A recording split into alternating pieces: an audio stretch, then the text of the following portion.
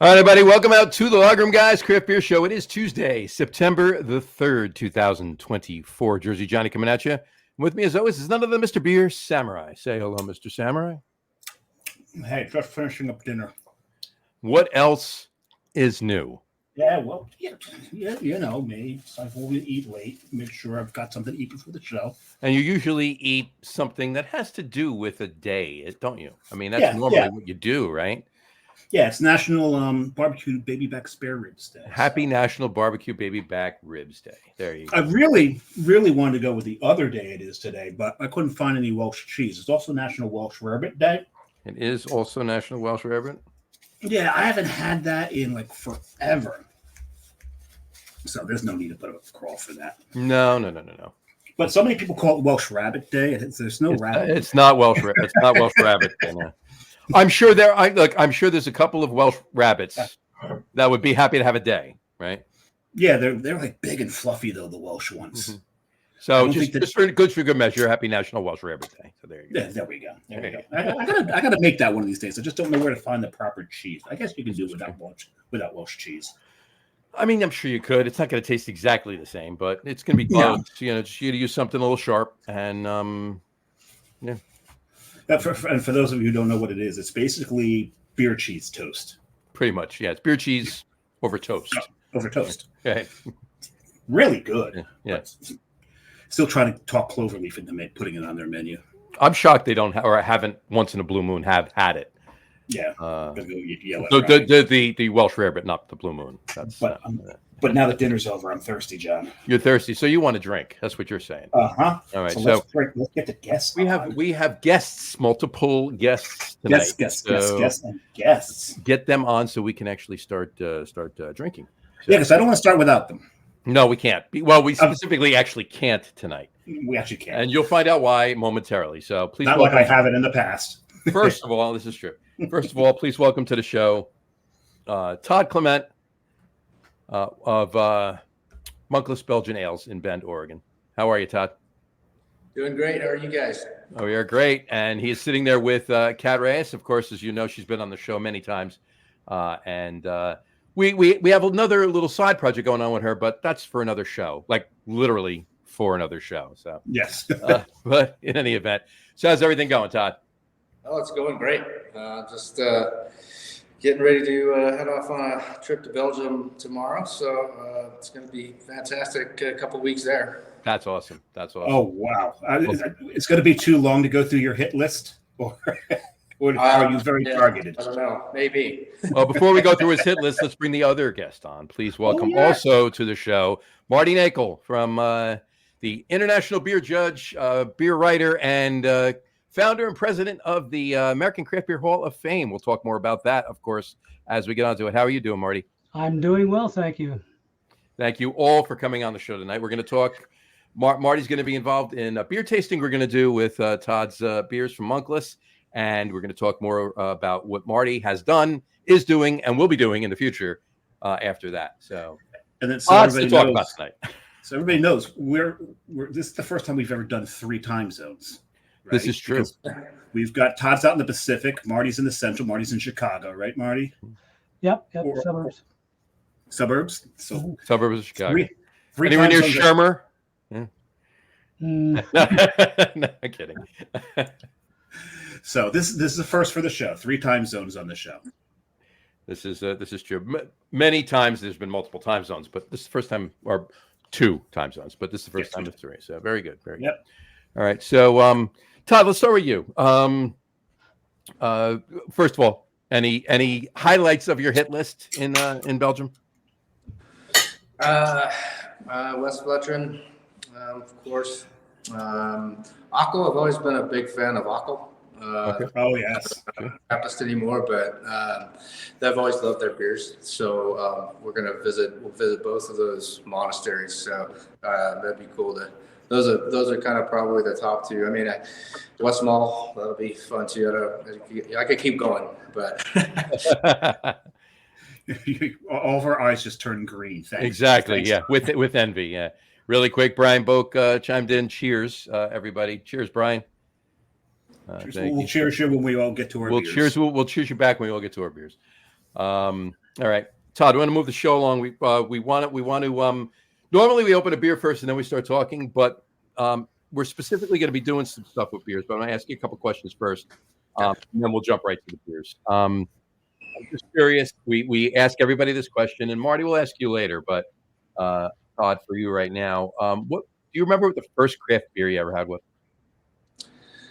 I think it was a Deschutes beer. It was Cinder Cone Red. They don't brew it anymore. It was 04.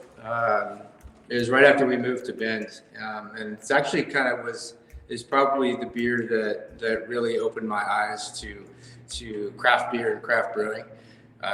Really just love that beer. Nice, very nice. That's a great beer. That's fantastic. Marty, I'll ask you now. What was yours? I'm not exactly sure, but I'm pretty. To the best of your recollection. The couple that come to mind are Sierra Nevada Pale Ale, Sure, and Boulder Pale Ale. So Boulder Pale Ale, very nice. Yeah, it's funny because you asked that question and said you'd ask Marty. That Marty's eyes went up and like you could see him go to the past. That's up over there. Oh, there it is. Yeah. You gotta love it. You know, of the hundreds of thousands of beers that Marty's probably had in his lifetime, being a beer judge. Oof. Right, exactly. I can't imagine what the final number would be, and I'm sure you didn't keep track, Marty. I have not. Unlike some people I know, I have not. I know. Yeah, exactly. This is very true. All right, Todd, back to you. I want to.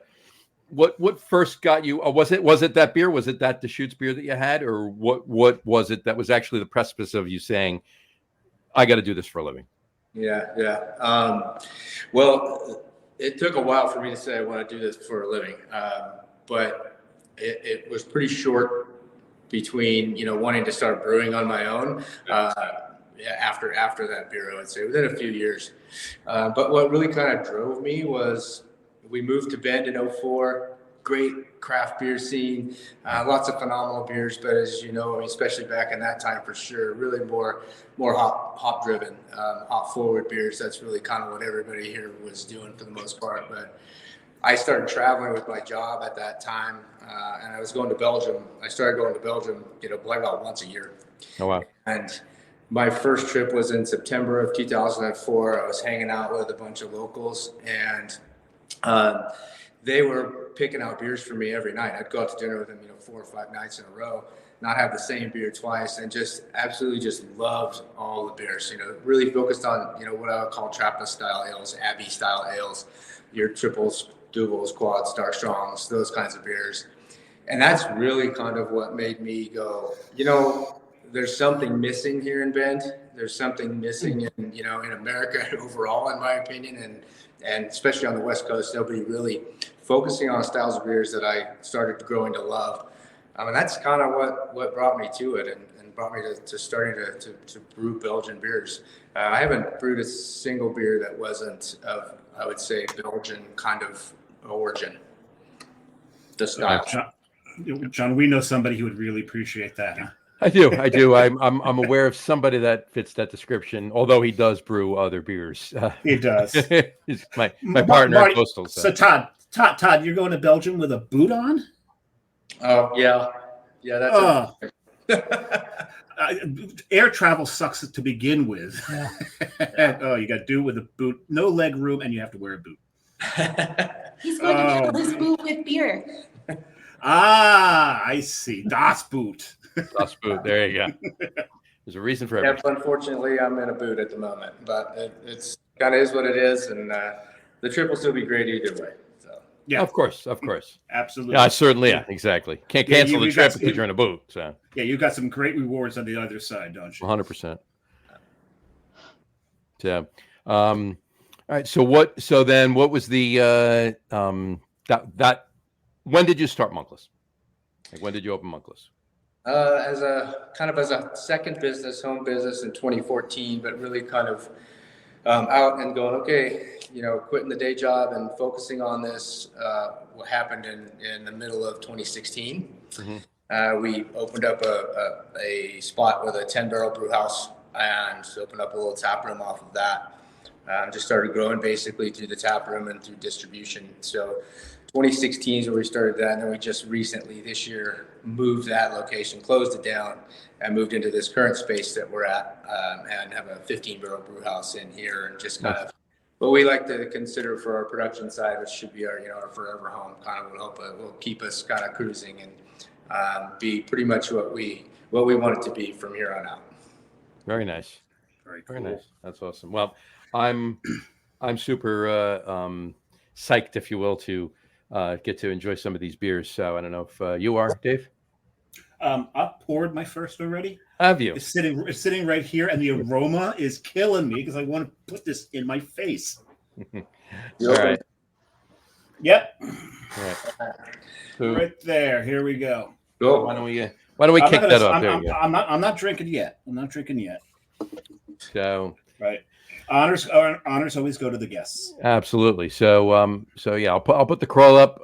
Todd, why don't you tell us a bit of the backstory of this beer, and then we can commence with the imbibing. Okay, great. Yeah, this beer, it's a really interesting beer. It came about because of the fact that we're focused on Belgian styles, and people would come into the tap room and go, what's your IPA? I'll have your IPA. And I'd go, well, we don't brew an IPA.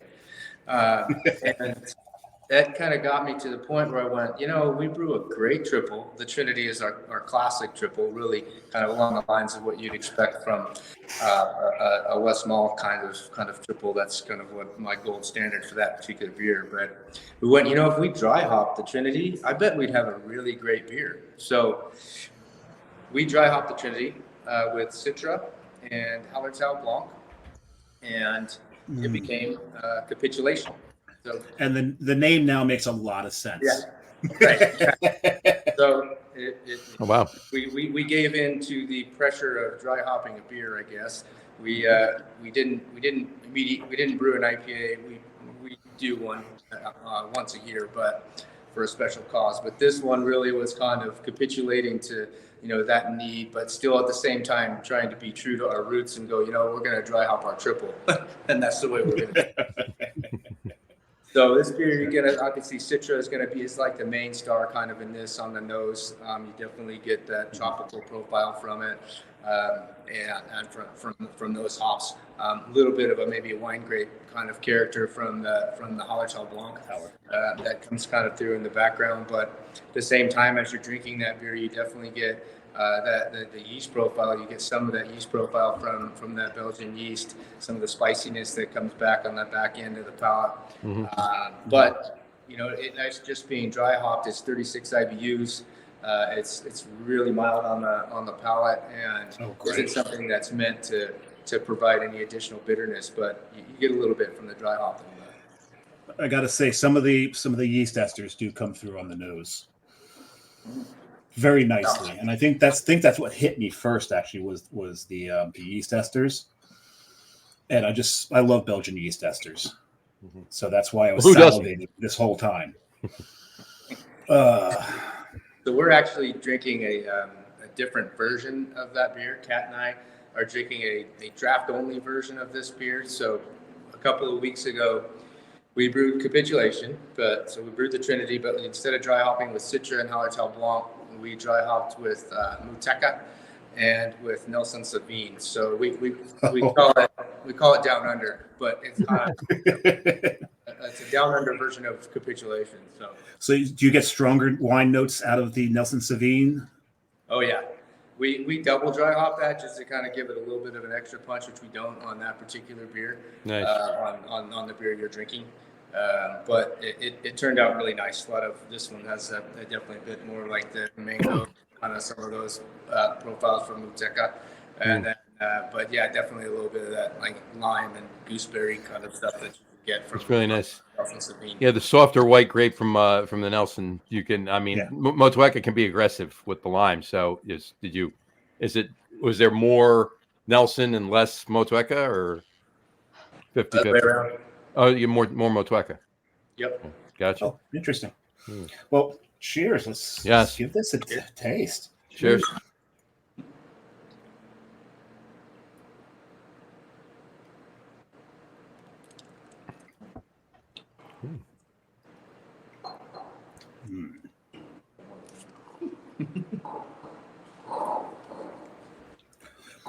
Wow. Usually, when you're sitting at a meal, everyone's eating and no one's talking. That's a good thing. It's a good thing, right? Yeah, 100%. Well, we do have a professional taster on the show. So, Marty, why don't you give us some what you're getting out of this? Let's throw it to you and take it over from this point, Marty. There you go. Well, pretty much everything you guys have already talked about is true. The pungent hop aromatics, that's what came through first for me. Mm-hmm. I was actually kind of waiting for those to go away. I was looking for the phenolics from the Belgian yeast, because that's, David, like you, I really appreciate those, or, maybe like everyone here, I appreciate those very much. Came through very clearly, cleanly. The aromatics of this beer are just phenomenal. I love the idea of a dry hopped triple. Triple happens to be one of my favorite beer styles. So, throwing more hops in it doesn't hurt me in the least. Not at all.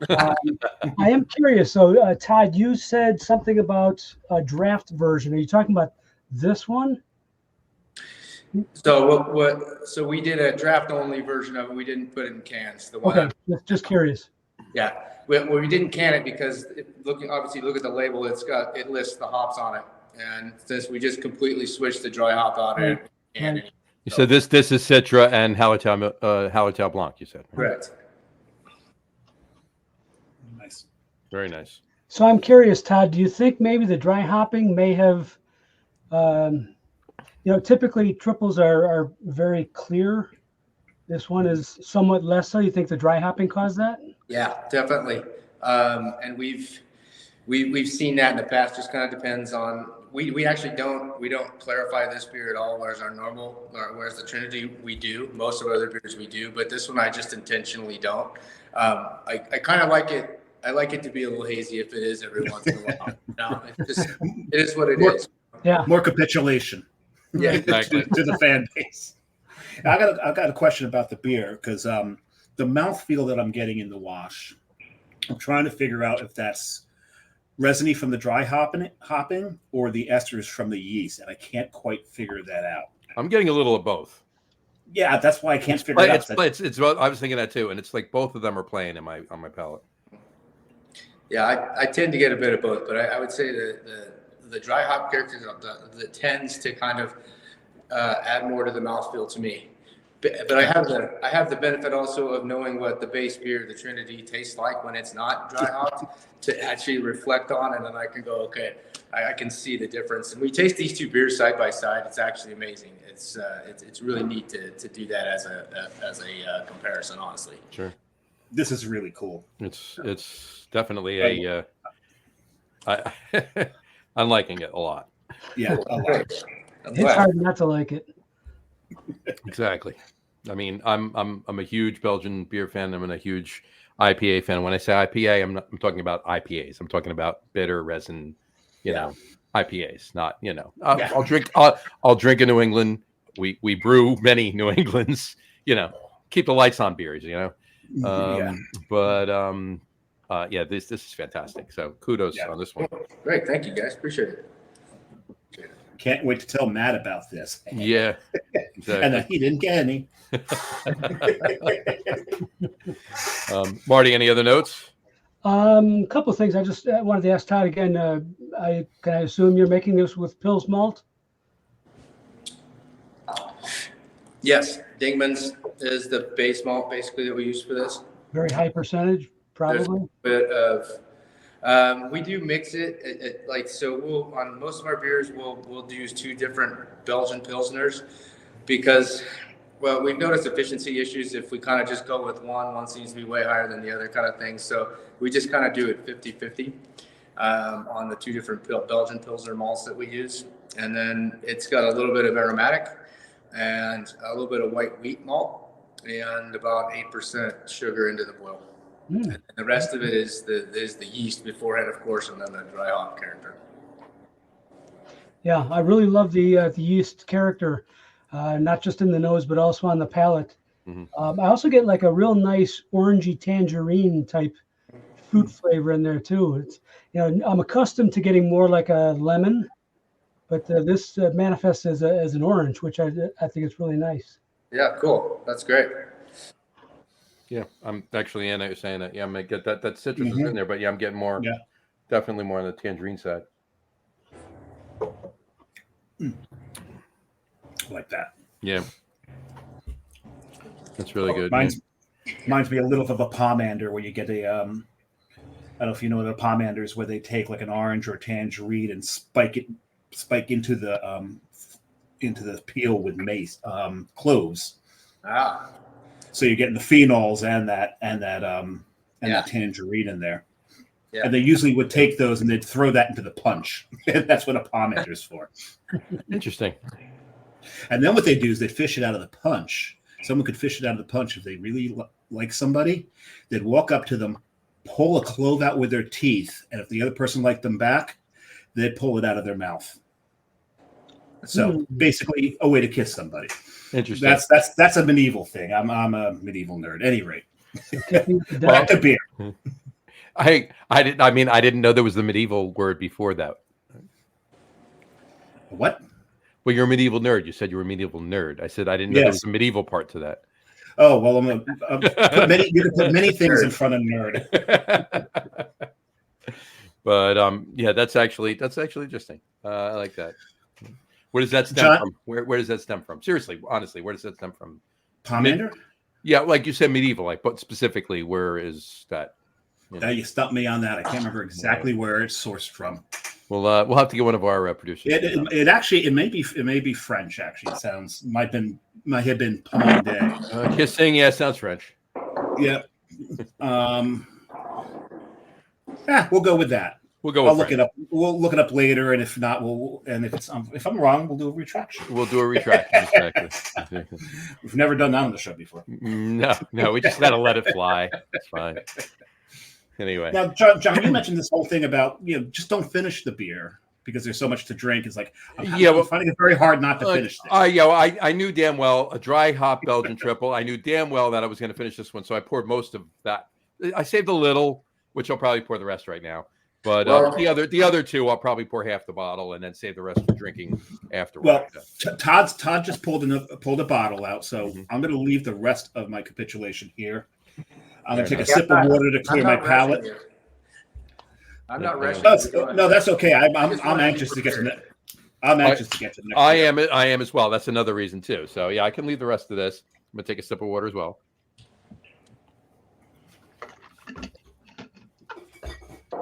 Because if there's anything I've learned from reading Marty's book, clear your palate between beers. Absolutely. Learned a lot from that book, actually, but we'll get to that later. 100%. Okay, Todd, what's our next beer? So next, I thought we would go with Rebirth. Mm-hmm. So I'll talk about it for a moment, and I'll pop it open here. And now I understand not all of you have this beer. Is that right? Unfortunately, yeah. Marty stole one of my beers. I stole one of his beers. Yeah. I won. John's got all three. I've got all three. So this beer is part of what we call our Benedictine series. Just a little play on it. Benedictine. I like that. This basically it's really a small batch program. Any of these beers will be Benedictine. I like that. You know what? I got to be honest with you. When I was looking at it, I just glossed right over that D and I looked at Benedictine, right? Yeah, I read it's Benedictine. That's a pretty beer, and Todd, I think you'll appreciate the chalice I poured this into.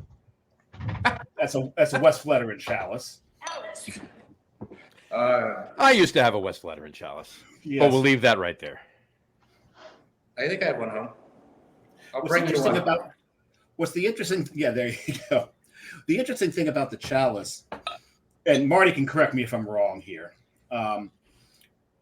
The chalice is the appropriate glassware to drink a Trappist or an Abbey ale out of. Mm-hmm. It's not necessarily the best glass to drink one out of.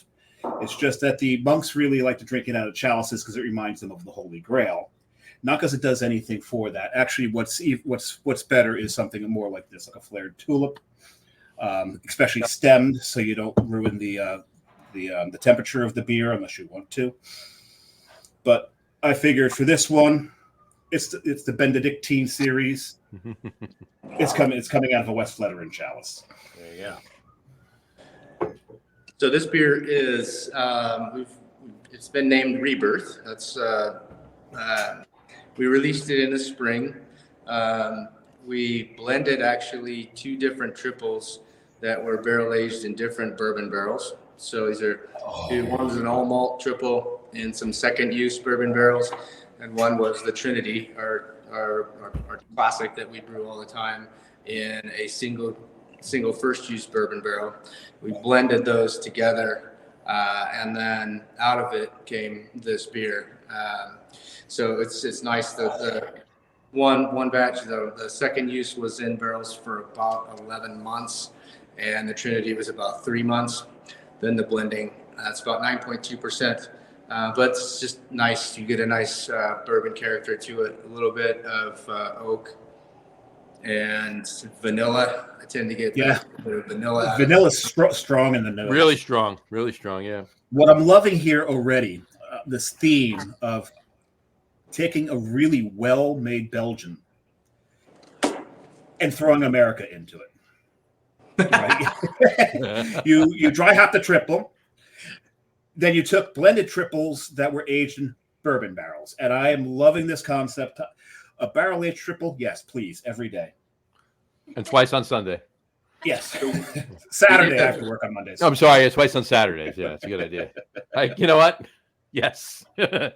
That's kind of what that program is all about. That's what barrel aging is, right? I mean, you just kind of come up with a good idea, something you think that's going to turn out well, whether it's just a spirit barrel in a beer, or a beer with fruit in another barrel, or a beer in a wine barrel, something like that you think is going to turn out really nice and people are going to enjoy, and you experiment with things and have some fun. And that's really what this whole series is about. It's very low volume. It's usually no more than typically 2 barrels. Wine barrels worth. So Todd, you're talking about the Benedictine series, or this beer specifically? The series itself. Series. Okay. Yeah, and so that's kind of what we'll do. It's funny you mentioned, taking a nice Belgian beer and throwing America into it. We actually did this the Trinity as well, the same base beer as part of this, in pink tequila barrels. We called it La Trinidad. And it was absolutely fantastic. Wow. Best beers I think we've done out of this series. And it was just real simple. I would have loved to have tried that, because Belgian esters with agave, that must be beautiful. That's interesting. That's really interesting. Well, I happen to have a couple of bottles, so I'll send some with Kat. That sounds amazing. It really does. It really, really does. This smells fantastic. It does. Yeah. Well, let's get to drinking it. Sorry, Marty. Yeah. Marty. I really want to hear Marty's tasting notes on this beer. If you see me drooling, just know. That's okay. Either I've already drank a lot already, or you blur it out a little bit. Yeah. I think your camera lost a little focus. Yeah, I think it did. Oh, wow. I would just like to say, with regards to the blend, I'm a huge fan of, like I mentioned before, that triple is one of my favorite beer styles. A local brewery, this going back several years ago, they aged out their triple, which was already a very nice beer, but they did it in tequila barrels. And one of the best beers they ever made, one of my favorites from that brewery. Wow. Oh, nice. This is this bottle conditioned, Todd? What's that? Is it bottle conditioned? Yes. Sorry, I meant to mention that. Yours looked a little cloudy, so I don't know if the bottle got shook up or what. No. It's not that. The reason I ask is not because of the cloudiness of the beer. I kind of almost expected that on a bourbon barrel aged beer. It's only because it's got little effervescence to it. Yes. That's indicative of a bottle condition. So we this whole series is all bottle conditioned. It's keg conditioned too. When we'll keg as well, and those will be keg conditioned for this series. But all of our bottles, whether they're in this series or our traditional, our traditional bottles that we do, we carbonate to about 3.4 or 3.5 volumes, cork and cage, just like this is presented. And yes, definitely bottle condition. That's the only way to do it for me.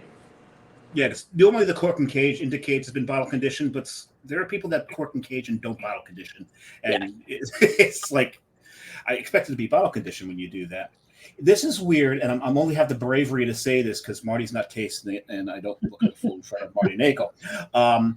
The bourbon barrel aging and the esters from the esters and the phenols from the yeast, to me, are combining. And John, tell me if I'm crazy or not.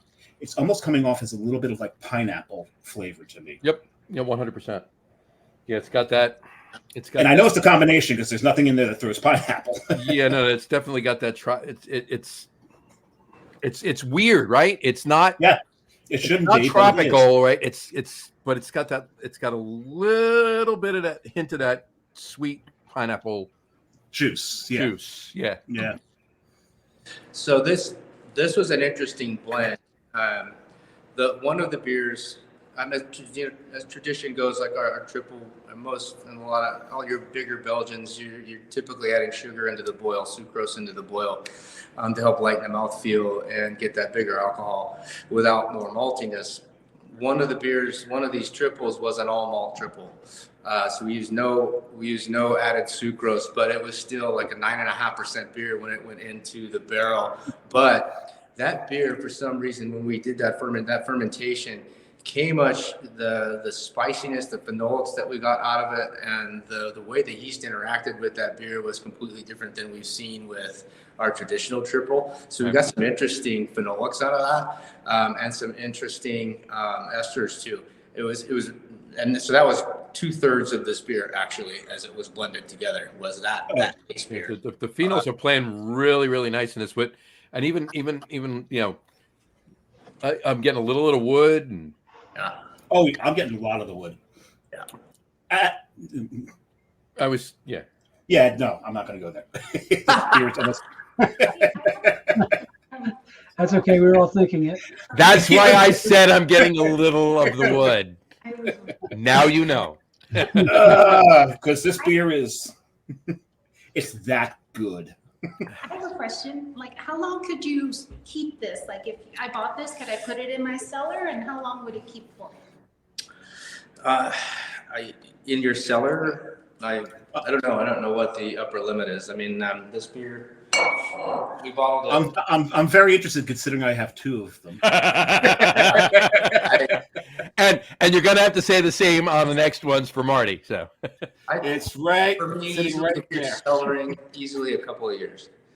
A couple of years. I have some. I have some of our older vintages of other beers that I've kept that long, and they cellar very well.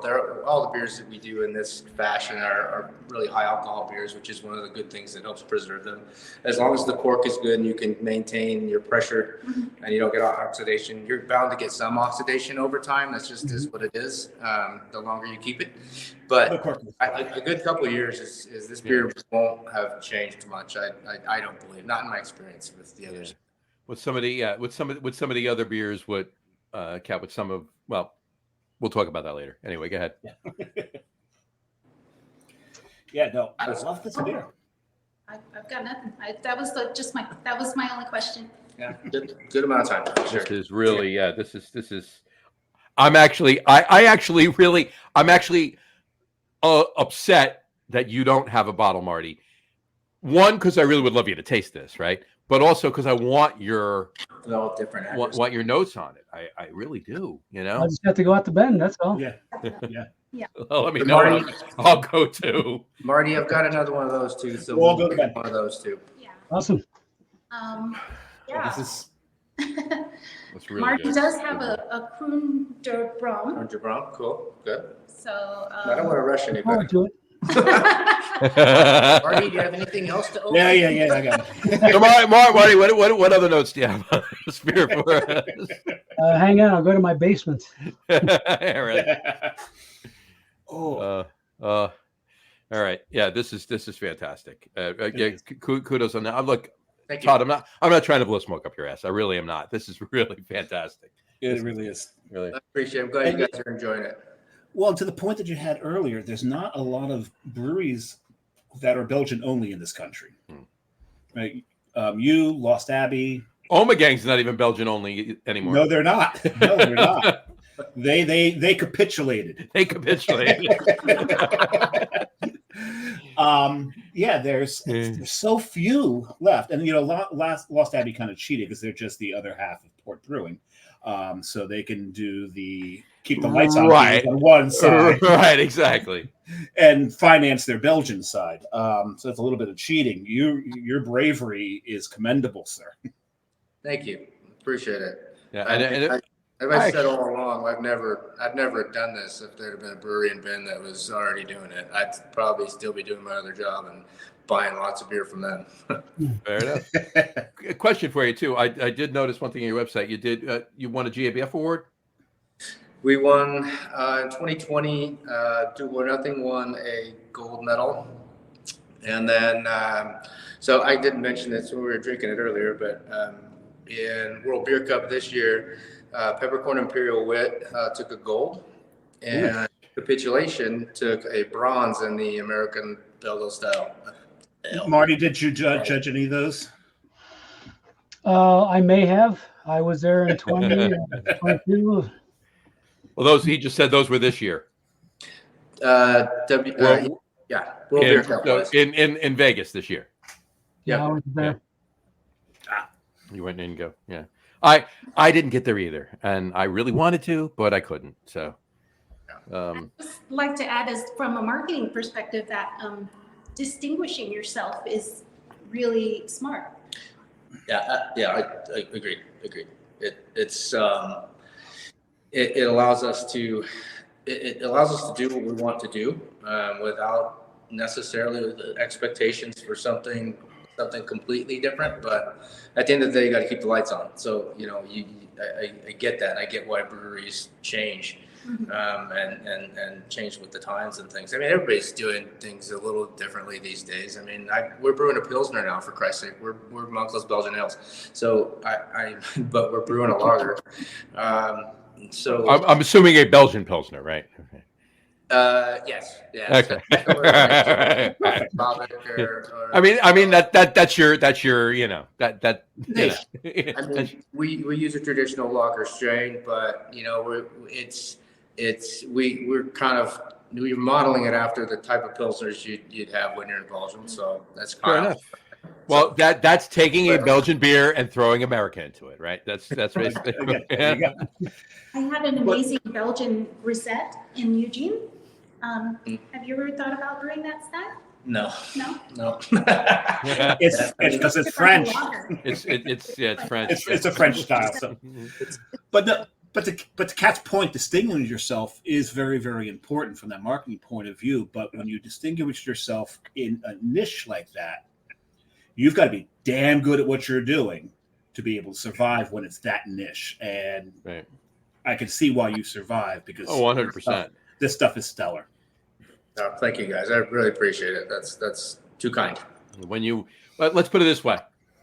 My partner in Coastal Brew Works, we referenced earlier, Matt.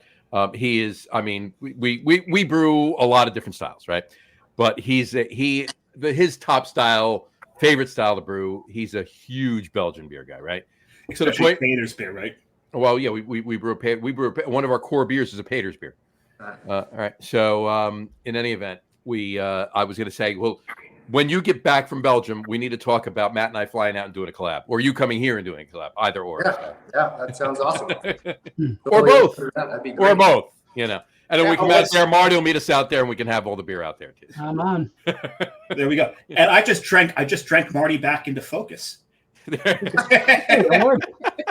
Well done. Drank Marty back. Nice. Okay. It's not often that somebody can say that they did that. Hey, I've been witness to reverse beer goggles, by the way. There you go.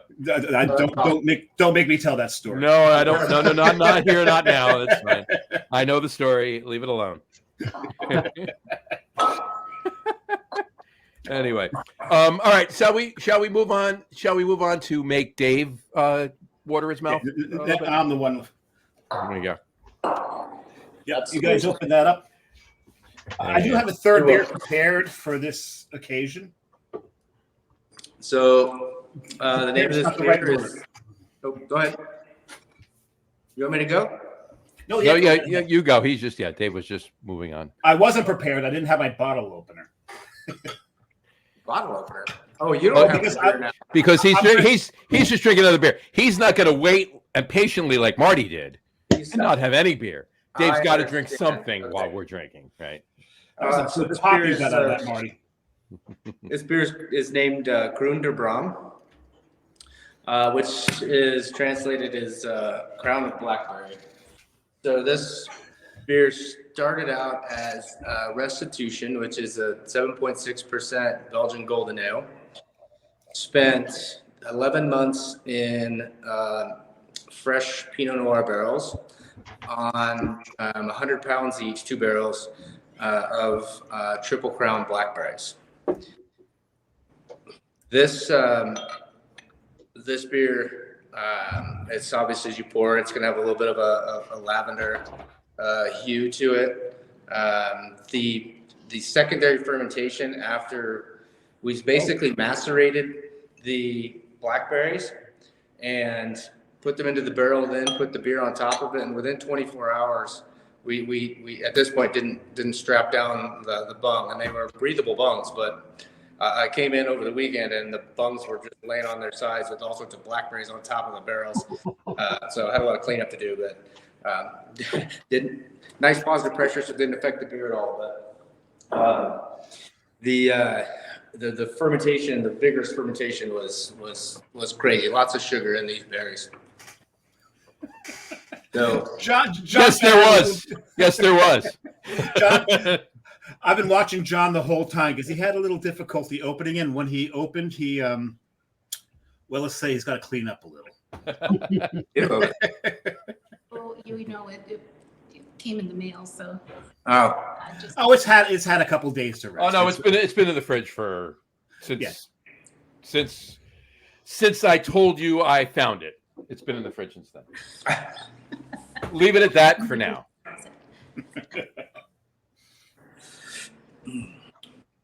so there's so much sugar in this. Of course, there was a little bit of evaporation over the 11 months. We topped it a couple of times, but the base beer was 7.6%, and when we had this analyzed before packaging, it was 9.5.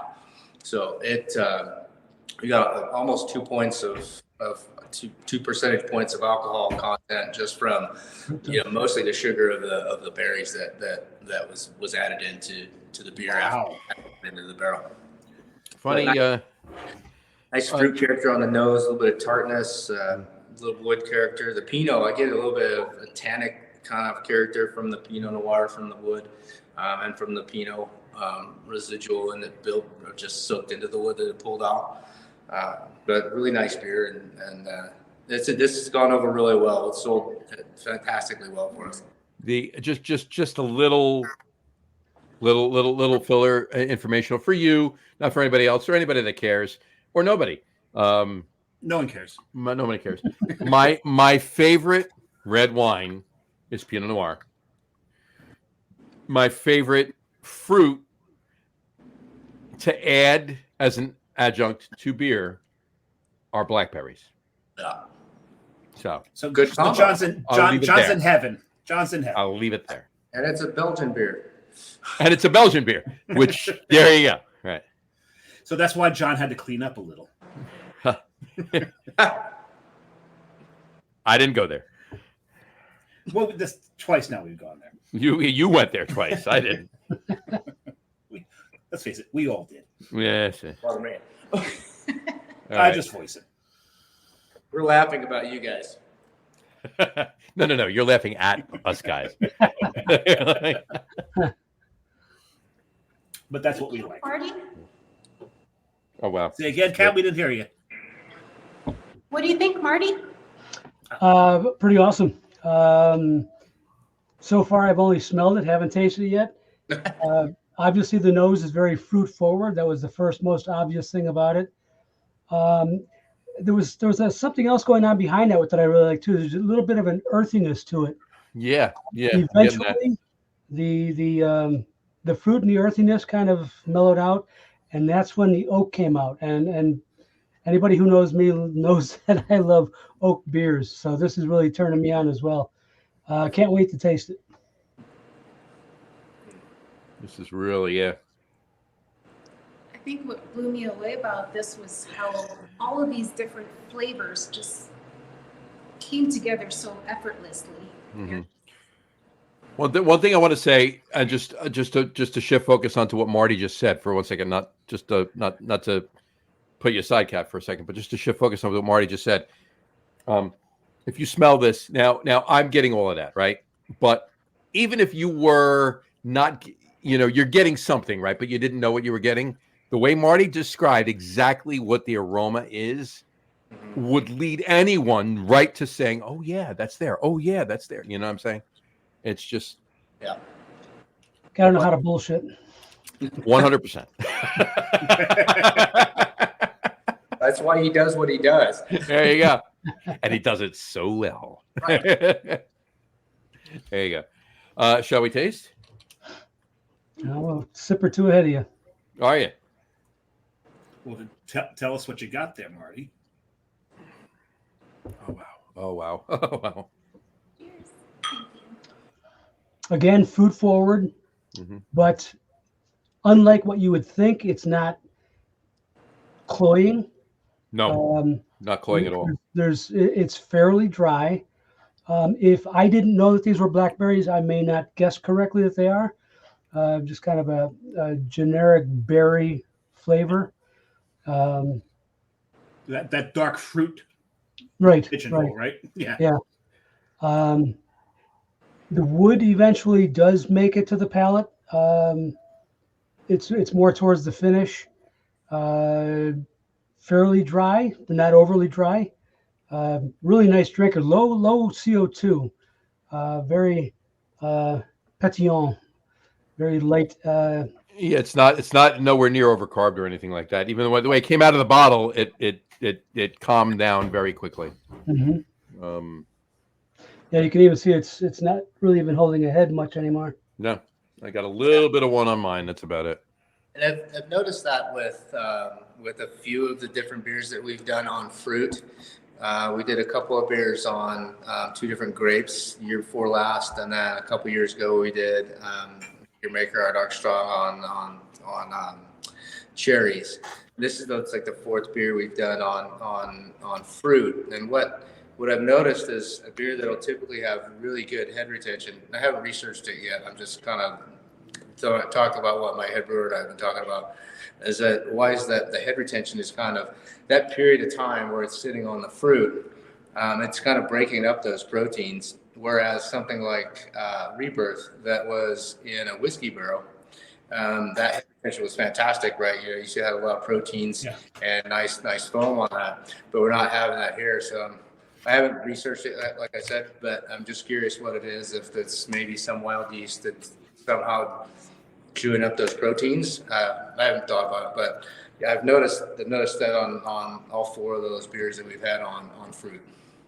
The thing about Rebirth, I think a lot of the head retention on Rebirth was the bottle condition, the effervescence. I think created a good chunk of that head. But to your point, you need protein to get the head, but the effervescence helped build it. Well, I mean, my point with all of it is I know how we calculate it, and we're running the same amount of sugar, targeting the same amount of CO2 volumes, and you just don't see the same thing in the beer. So to me, I think there's something else going on, but I'll do some more research. Could be the fruit. It could be the fruit. It might not be either. So. Maybe the acid in the fruit. Yeah, I've noticed in some acidic beers that they don't hold head very well. But, I agree with that point. But this beer is not particularly acidic. It's got some tartness, but it's really low level. Very, very, very light tartness, yeah. But like in a good way. I mean, I'm enjoying it. I'm really loving the, it's not reaching that, level of, where you would think that it could be, but it's not. Yeah, right. I think the oak is. I think the Pinot Noir barrels are big time mellowing out the blackberries. Oh yeah, You know. I got more of that character than I expected with all the blackberries that went in. To be honest. How much did you put in? Was it again? It's 2 barrels? You said, right? It was two wine barrels and 100 pounds of blackberries in each. So 100 pound. Oh, wow! Wow. Wow! How did you fit the beer in there? I'm curious. You should have seen us that day. We're 2 immersion blenders. We're blending up blackberries, pouring them in, and then putting in beer. I got to be honest with you. No, all kidding aside, I would think that based on what you just said, that this would be so blackberry forward, and it's not. It really worked well, and much darker as well. I think what we looking back at our notes, I'm sure we do it again, which I think is a definite possibility. Is that we pull the blackberries back a little bit just to kind of see how it changes. But I love this beer. I think it's one of the best things I've ever tasted in my life. So I don't care. It doesn't have foam on top. Doesn't bother me. Just put my Love the wood character. I first moved to Bend in 2018, and I discovered these guys, and I almost, in 2016, I started getting hopped out. But I discovered these beers, and I didn't want to drink anything else. I remember cases of Monkless. I remember when we first started talking to you. You were raving about them. Oh, 100%. I think and it's the conversation I ever had with you. Monkless. You brought up Monkless. Came into the conversation. Yeah. So Todd, I think she dreams about your beers. So this basically, in Kat's mind, this show has been in the works for a very long time. Since she ever moved. Before she even mentioned it to Dave or I. I'll say one thing, Todd. I was in, and people who watch the show know this. I took a trip to the PNW. I did Seattle and Vancouver. He didn't get to Bend. I didn't go south yet. I'm still going. I will get to Portland and Bend and much more places in Oregon because I'm a geocacher, and geocaching was born in Oregon. And we circled back to nerding. To nerd, yeah, geocaching nerd. There's another word to put in front of that. But when I was in Vancouver, Propolis Brewing, and there was another brewery and another guy, all said to me, "Get to Stumbling Monk. If you don't go to Stumbling Monk in Seattle, you're doing it wrong." And Stumbling Monk, as the name may suggest, is a Belgian beer bar. Yep. And Rob at Stumbling Monk, him and this guy Scott that was there, they both brought up Monkless. So while I was there, it's like, well, this is even more reinforcement that Kat's been talking about for Monkless. So I think you've got yourself quite a reputation, at least up in the PNW. Hopefully, this show will spread that reputation nationwide. Occasionally, we have international viewers. We don't know if they're on today or not, but we do have some in the UK. We do have some in throughout Italy, Europe, Italy, Germany. So Canada, Canada definitely. Yeah, but Todd, let me ask you, what's your distribute? I mean, do you distribute, or is everything out of the? No, we distribute. Okay. We have. What's your footprint? Oregon self-distribute a good majority, a good portion of Oregon. We have a distributor in Washington. So we've been in Washington for years. And you mentioned the Stumbling Monk. I was like, I know we've distributed to them before. We have a distributor up there, distributor in Idaho. Excuse me. Well, not as much carbonation, but there's some. Idaho. And we just recently this year picked up a distributor in Colorado that's been doing really great for us. And then another one in Kansas, kind of about halfway through the year that we've shipped a handful of pallets to. So it's doing good. It's kind of, it's not, it's not like you go in and it's gangbusters and all the time. It takes a lot of work. But it does. It's not just about shipping the beer there too. It's about getting the name out and get the word out in those locations as well. Absolutely. Yeah. You need the right distributor. 100%. absolutely. So, that's great. Yeah, this is fantastic. So, Awesome. Thanks, guys. I appreciate the Marty, any other notes on I Yeah, appreciate can't wait to try the that one I'm missing. negative too. Honestly, there you go. Dave, any notes on this one? Well, considering I'm not drinking it, What? actually, I did open a third beer. I figured if you guys going triple and triple, that I'd have to, and then another triple. Well, it's not triple; it's a golden, right? It's a triple and a triple and a golden. So the triple and triple is 6, and then the golden backs it down to a 4, I think, right? Would back it down to a 4? It's a Belgian Golden Strong, right? I'm saying it for Dave. It's about he's saying it because he knows I'm going to play off the number 4 because I decided to go with a quad. Third beer. This is Weyerbacher's quad. Now they're not a Belgian specific. They actually made their name off of a barley wine called Blithering Idiot. Mm-hmm. And talk about a brewery who just picked the perfect name for a beer.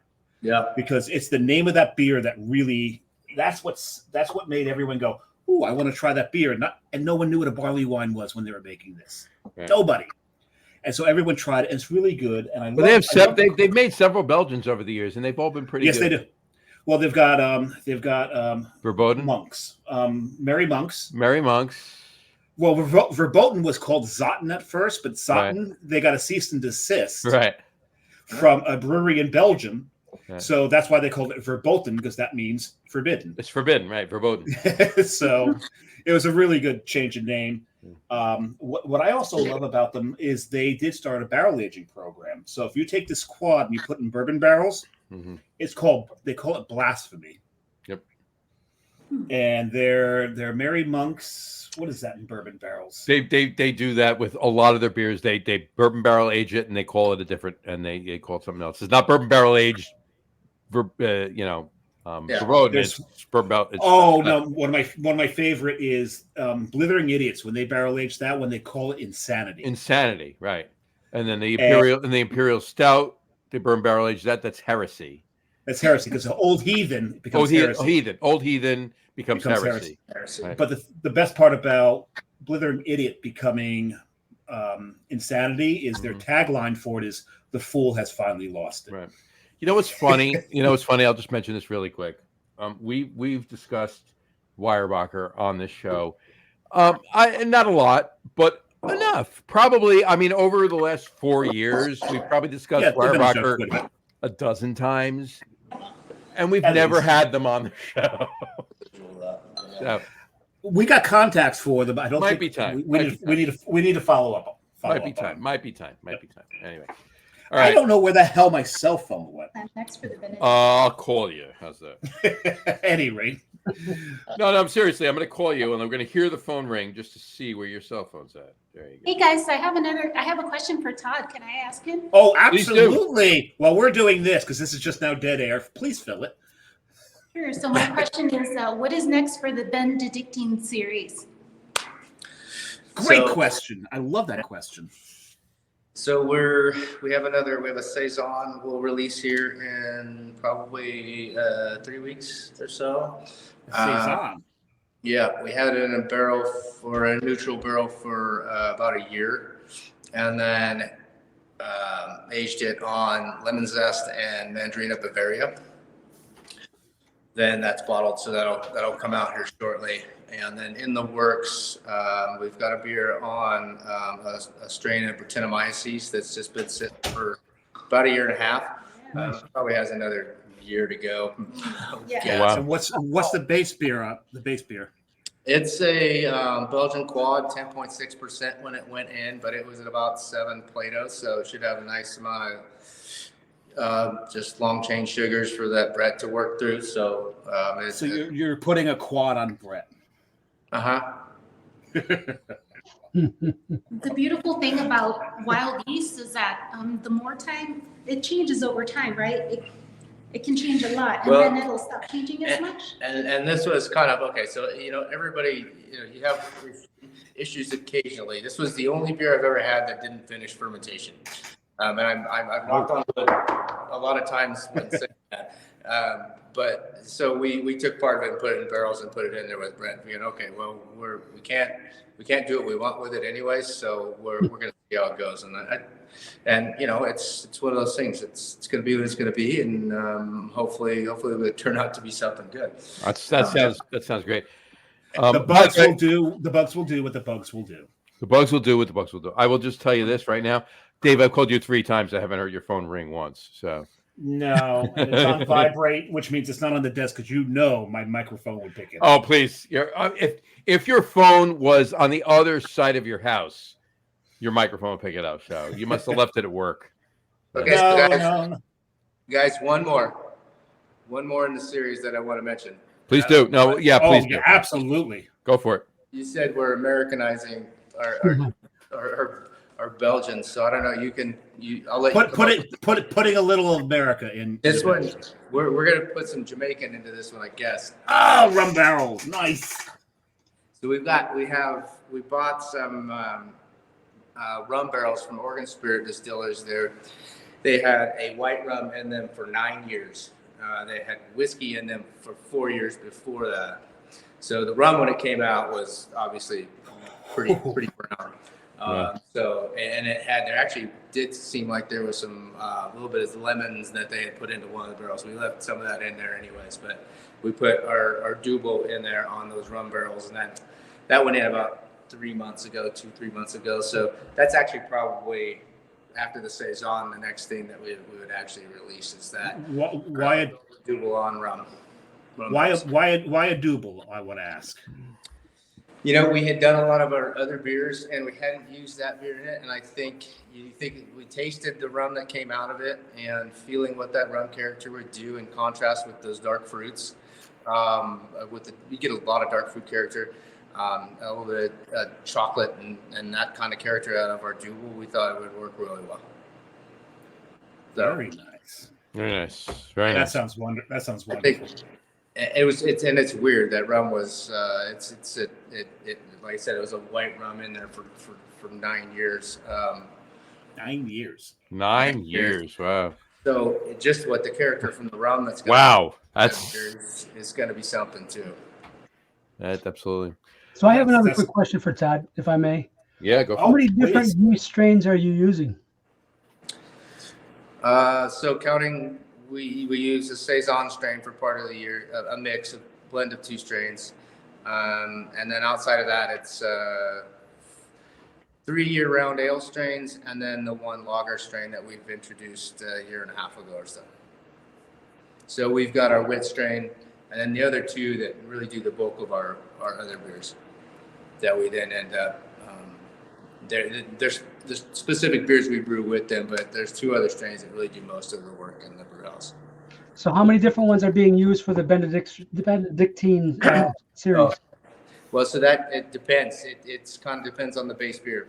So whatever base beer went in it, that yeast has done its job. It will have fermented through primary, and then we'll put it in the barrel for aging.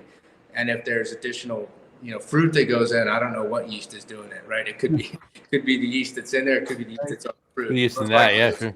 Mix of both, right? Have you been propping a lot of stuff in house and just keeping the? No, we buy fresh pitches that they're all commercially available. What we buy, sure. We harvest and reuse, which if you call Y yeast, they don't ever do that because our beers are too big. But right. Had these conversations with them a long time ago about how I would not be in business if I did that. Yeah, right. To do it anyway. This is true. Yeah, no. That's for sure. Yeah, absolutely. But we don't prop any of our own. But we buy fresh pitches, and we have a really good yeast handling program that works and helps us definitely be viable. But it just depends on the base beer as to what's going in and what yeast strain fermented it. But we've done it with it's typically those 2 base beers, those 2 base strains that have gone into all of our barrels. We haven't done anything with a wit beer yet. Just doesn't. I don't know. Wit beer barrel age just seems kind of counterintuitive to me. I mean, you're going to lose all the haze. Then what do you got? Right. Yeah. Then where you going? Right. Exactly. Yeah. That's awesome. So what's on the, not beer wise, just what's on the immediate horizon for Monkless, and we'll wrap it up that way. It's been a really busy year, guys. We moved the. That's a good thing.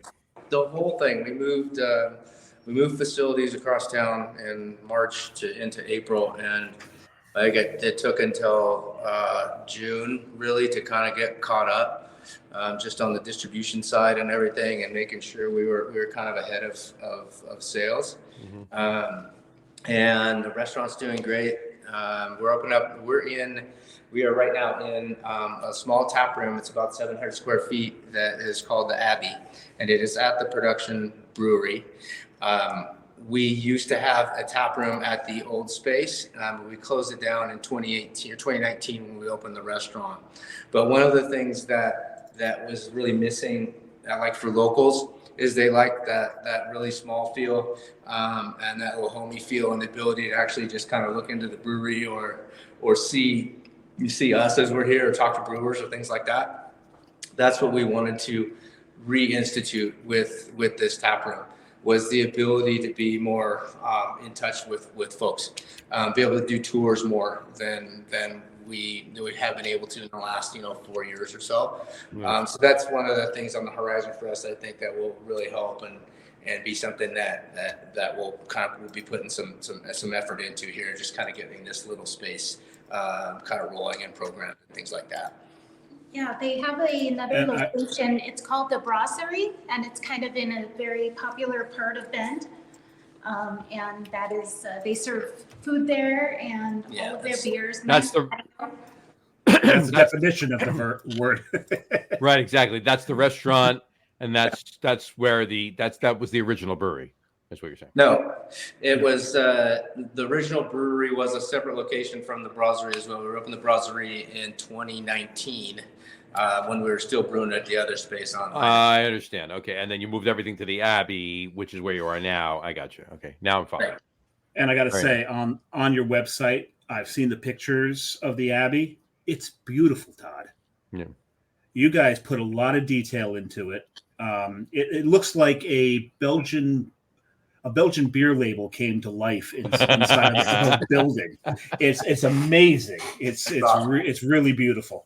Yeah, I can't. I'll give all the credit to my wife. She went and picked out a bunch of antiques for this place. I mean, if you look at a lot of the tables came from, a pub in Leuven, and then some of the tables came from pubs in the UK. A bunch of the stuff they are just real antiques that came from Belgium and from across the pond. And it turned out really nice. I mean, the door behind us that you can't. That was made by a local dude, Jeb. He's freaking awesome. But I mean, we see that Abbey door. It's absolutely amazing. But I just we're moving over. I just do want to. You guys are appreciating the beers, but I got a great team. Hans, my head brewer, and all the guys that put their work into this, are huge in everything we do. They're all awesome. It always takes a team. And you mentioned your wife earlier. And like they said, behind every great man is a woman rolling her eyes. 100%. Yeah, she does that a lot. Yeah. I mean, exactly. Supporting and doing all the no. Rolling your eyes, that says it all. Yeah, because within rolling your eyes is the supporting and doing. Is fixing the crap that you all screwed up. All part and parcel of the same thing. So there you go. Yes. All right. Great. Todd, please hang out as long as you can. We know you're up against it. You got a flight tomorrow, right? You're going to Belgium. I got a flight tomorrow, and I got a son leaving for college, so I got to help him load up some stuff tonight too. So there you go. Very nice. Thank you for having me. Appreciate it. All right. No, it was great. This is great. Thank you so much for making great beer, Todd. Todd, please reach out when you get back, because I do want to talk to you. And I wasn't kidding about that coming out and maybe doing a collab, or you coming here doing a collab, or do it. Or whatever. Absolutely. I would love to. And then I'll have some beer for Kat to send in the mail for all of you guys for whatever you missed out on. That'd be awesome. Yeah. And Todd, if he goes out with his brewer Matt, the two of you will geek out for hours, and to the point where John's eyes roll back in his head, he'll pass out. No, my eyes will roll back in my head because all I'll be doing for those hours is drinking while the two of them are talking. So, Matt is we were talking about nerd. Matt is a major Belgian beer nerd. Exactly. So Cool. Sounds like a good guy. Yeah, not a lot. As am I. But at times he can. Yeah, he's a good as am I. But the two of you talking, I'll just be sitting there enjoying and drinking. That's it. And not understanding a word either of you say. Oh no, yes, no, not at all. No, not at all. Not at all. Anyway, all right. But on that note, I would like to shift to Marty. We've been on your tasting notes for the last little bit, obviously with the two out of the three beers that you did enjoy. You've been doing this for a while now, Marty, right? I mean, yeah, you can say that. You can say that. You're not just a beer judge. You're not just a national beer judge. You're an international beer judge. So why don't you talk a little bit about that and fill us in on that? Well, before Todd has to leave, I'd just like to say thank you very much for sharing those beers with us. Oh, yeah. Great job. Wonderful. Looking forward to more. Yes, please. 100%, Todd. Seriously. And whenever you have to go, just let us know. Please stay as long as you can. But whenever you have to go, just let us know, and we will say our proper goodbyes at that point. Well, I mean, I guess we should just probably do it now. Fair enough. Fair enough. There you go. Thanks, guys. I really appreciate the opportunity and love connecting with you. And look for something in the mail. 100%. Awesome. Cheers. Thank you as well, by the way. Cheers. Cheers, guys. Thank you. And I'm cheersing you with one of your beers, not one. There you go. Prior. Kat, are you staying on, or you leaving as well? I'll hang out for a while. Okay, good. Right, perfect. All right. Marty, back to you. Sorry about that. No, not a problem at all. So as far as becoming a judge, I started judging as part of the BJCP back in 1986. The program was started in 85, and I took it within that I took the test within that first year and certified, and so that's when I started down that road. And then after years and many different competitions, eventually I was able to wheedle my way into the GABF back in 1998. So that's when I started, doing professional judging. And so I've done GABF 10 out of the last, 15, 20 years, whatever it is. Mm-hmm. Lost track. Now, I want to clarify something real quick. We say professional judging, and I think Marty even did the air quotes on it, because professional judges indicate that you get paid, and they don't. they get some stipends here and there, and some, there's some maybe swag or something involved. But so saying professional indicates you're getting paid. We don't want to misrepresent this. They don't get paid. They do this for the love of the beer. 100%. Yes, thank you for clarifying that. And so let me present that a different way. Professional judging, no air quotes, has to do with commercial beer as opposed to homebrew. So for many years, I was doing just homebrew judging. In 98, when I started at GABF, now it's commercial brewing, which I consider professional. Right. And so that led to gigs at World Beer Cup. Oh, so this is the clarification. You're judging beers that people make money on. Yes. Rather than people. That's where professional comes in. That's where professional comes in. Yeah. And when you're judging at World Beer Cup, there's obviously many judges that go to World Beer Cup. Over 300. Yeah, and one of them actually too. Like we've had her on the show before. She lives like a half a mile from me. Gretchen Schmidhausler. Can't say I know her. Yeah, so she's an OG in New Jersey brewing, and the first ever female head brewer in New Jersey. In New Jersey, yeah. Nice. So, but anyway, continue. Just so through GABF and World Beer Cup, I was fortunate enough to meet a lot of judges from other countries. And got to know them and got to kind of learn how to get involved in those other competitions. in other countries. And so my first competition out of country was in 2017 in Santiago, Chile. And Oh wow! it was a phenomenal Wow, experience. that's great. It was a phenomenal experience to be able to judge with all these other people from many different countries, not just Chile. It was people from all over. And it was at that point that I realized this is what I want to do. I want to get into this. Unfortunately, shortly thereafter came COVID. I was actually scheduled to judge in Brazil and Mexico just as COVID was starting to happen. And I got cold feet and called them off and decided not to go.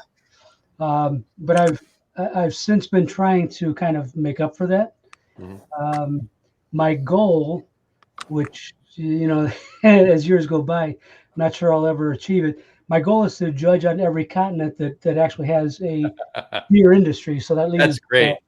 Leaves out Antarctica, unless the penguins have started to brew. Yeah. Well, he just said on every continent that there's actually beer. I said that, and that leaves out Antarctica. Right? Yeah, exactly. So Marty's gonna go to Mars soon. It's gonna, gonna have Marty on Mars judging. Marty on Mars. Not if I have to go with Elon. All right. So what we'll do is we'll go up. We'll brew beer. Marty will judge it. Dave will drink it. It'll be good. It'll be a thing. We'll be all fine. And then Kat will do the website for it. There you go. Done. There we go. There you go. You got the right person there. There we go. And it's because we'd have to go with Elon because Boeing's not getting us there. And if they do, they're never getting us back. No. This is true. We may not want to come back, but we'll see. So how many off the top of your head, how many well, all right, how many judgings have you done? Not beers. That could be a separate question if you will. But. Well, I would have to separate between homebrew competitions and commercial competitions. Have both. Homebrew, probably 60, 70, 80, maybe 100. I don't know. I wasn't really paying attention back then. Right. Exactly. Yeah. Exactly. Yeah. Commercial I'm not paying attention now. Yeah. Commercial competitions. I've done GABF for 10 years. I've done, you guys know FOBAB, right? Yep. Yeah. Festival Barrel Aged Beers here in Chicago. I've done that for 7 years. Done World Beer Cup a couple of years. Chile, Brazil, South Africa, Canada 2 years, Mexico 2 years. So that's about where I stand right now. That's awesome. And how many beers have you had to put a number on it? How many beers overall, including homebrew and professional beer judging, would you say? Talking thousands, 10,000. Yeah, that's what I'm saying. But, I mean, obviously, we're not. What I mean, in the ballpark, put a number to it as well. Easily thousands. When I was judging GABF early on, I actually was keeping track of how many I was judging. Mm-hmm. In the 3 days of judging, I was doing close to and sometimes just over 100 beers for the 3 days. Oh, so, wow. Yeah. I have done as many as 55 in a single day, mm-hmm. depending on the flights and, how late we judged. Sure. So, yeah, easily in the thousands. How would you... That's something that was very interested in your book, because knowing the scope, the quantity of beers that you judge in a day across a GABF, the ability to actually taste something when you've gotten to, you're at 10:30 p.m., you started at 9 in the morning.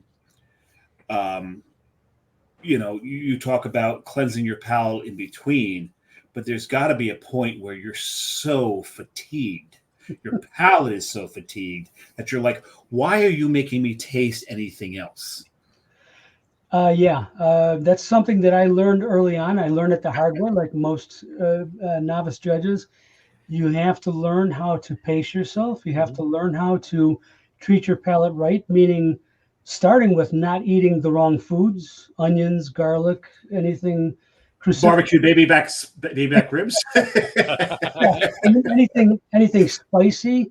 You have to stay away from all of that stuff. You also don't want to eat to the point where you get full. You're full. And you have to go and sit down at a table and drink beer. all these things that you learn. You have to properly hydrate. You have to cleanse the palate with both water and some kind of bland starch, crackers or something along that line. Non-salted crackers. Unsalted Yes. crackers. Oyster crackers are perfect. Oyster crackers. I consider those actually one of the best possible things. Mhm. Yeah. But yeah, you learn that this is your instrument. These are your tools, and you have to treat them right. And if you don't, you're not going to be a very good judge. And people who are listening, he's not just pointing to his mouth; it's the nose, the mouth, the whole area. It's everything. And you talk about in your tasting. It's the eyes too. I mean, it's everything. It's everything. But when it comes to the actual tasting, it's the nose, the back of the passage between the nose and the throat, and everything in the mouth. Mm-hmm. And you mentioned that in the book, and I found that vindicating, because I've always thought that because there's always that what's that exercise when you're tasting a sour is to pinch your nose, right, to see if it's truly sour or not. They do that. They like to use a jelly bean to do that. It's like, are you getting the actual added flavors, or are you getting just the sugar, the jelly bean? When you pinch your nose, there's no flavor left, right? Mm. So it's all the sensory organs, all those receptors between your nose and all the way down to the back of your throat. So that was a great part of the book as well, because I've always felt that way, and to hear such an acclaimed judge actually say that, like, yes, exactly. Yeah, to your point about judging late in the evening, I have to say that here in the United States, the BA, the Brewers Association, they're the ones who are responsible for putting on the two largest competitions, that being GABF and World Beer Cup. And I feel that they're at the top of the game. They do it very, very professionally. Mm-hmm. They never expect us to judge beyond a certain hour in the day. Sure. Having judged at other competitions in other countries, granted, they are still learning. They're still kind of getting their feet wet in certain areas. And unfortunately, they don't always have very good control over how many beers are being served and how many judges they have, whether or not they have enough judges to actually cover the number of entries in the competition. So they have judges judging, unfortunately, too far into the evening. That's the unfortunate downside to this. And I will admit, for myself and for other judges, after so many hours in a day, after judging so many beers, you're just not really competent anymore. And I think it works against the integrity of the competition when you push judges that hard, because the results are not going to be that good. How many, in your estimation, what is the ultimate number? How many beers per hour would you say it should be the number, the target number for anybody doing a competition out there to push their judges to? That's pretty simple, because I set a limit for myself. I like to give myself 10 minutes per beer. So using that, it's about 6 beers per hour. Yeah. So if you have a 10 beer flight, it's about an hour and 40 minutes. Oh God, I'm sorry. I just inadvertently made you break one of our rules. We're not allowed to math on the show. Oh, stop. That's one of our rules. We can't math on the show. Okay, it wasn't math. It was just times. It was just it was very simple math. It's simple math. It was fine. The only day we're allowed to do math is on if the show falls on March 14th. Yes, that's it. That's Pi Day. That's Pi Day. Yeah. So we will do math on Pi Day. Well, this is the extent of, and I have the crawl here. Hold on, let me throw it. Yeah, this is the extent of the math we do on Pi Day. We run this pretty much the whole. Nice. We run this the whole show. The whole show. Anyway, hold it. I was memorizing. I'll put it back up. No, there was so much fascinating. I actually, I read the book on the plane. I was really hoping it would take more time, but I was so engrossed in it that I tore through it, but absorbed so much from that book. May I ask which book? How to Taste Beer. The judging beer? How to judge? Yeah, how to judge beer. Yeah, okay. Okay.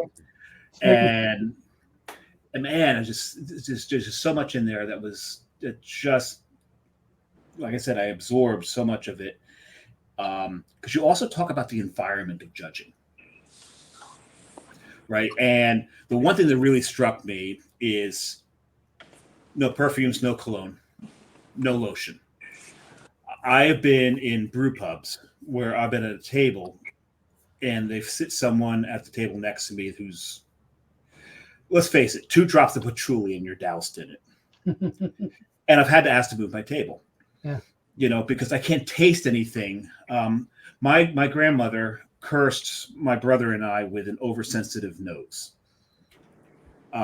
If I'm in a car with somebody who's, my partner carried it once on a trip up to Boston. She put perfume on before we went. I had to open all the windows and I could taste her perfume. Mm-hmm. Yeah, you've been there, right? You know what I'm talking about.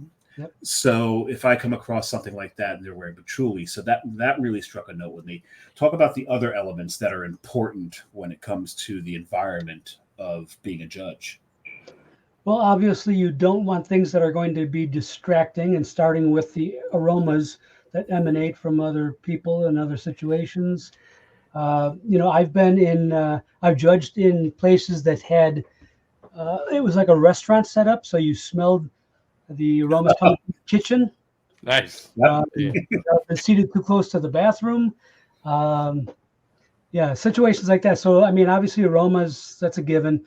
One issue that I personally it kind of pisses me off when there's poor lighting. How can you be a good, effective judge when you know what? Yeah, you're right. You're right. Yeah. You want to see what it is you're judging. You also want to see what you're writing.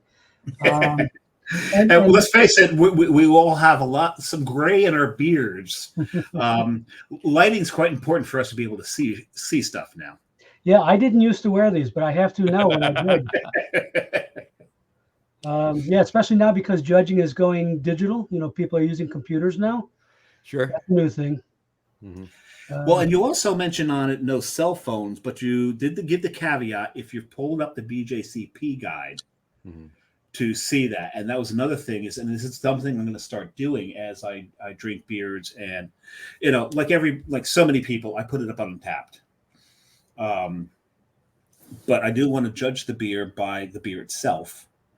And I want to judge it by the style. So you say in the book, have the guide in front of you while you're tasting any beer. Yeah, and that's a big thing with all right, not to go down a rabbit hole, and I'm not going because I don't want to, but Untapped, obviously there's not judges that are Untapped, right? No, God, no. It's far from it, right? Well, they're not, but that's the thing, though, right? And the discerning drinker will know this, so it's not anything that they don't know. But for the most part of reviews on Untapped, they're not judging based on style; they're based on their palate and what they like, right? And you're the best one, I have to tell you, and it was one of our beers. This is the best IPA I've ever had.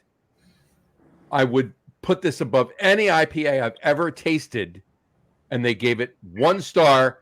I hate IPAs, right? Why are you even writing anything? Exactly. Well, this is a whole chapter in Marty's book. Right. Right. What is it? What did you call it? Hedonistically judging versus critical judging, right? Right. Exactly. Hedonics. Exactly. Right. Yeah. Yeah. So speak more about that, because that's someone who is not trained in judging, and this isn't just about beer. This can be for wine or any alcohol or right. This can go for anything. Exactly. Yeah, pretty much.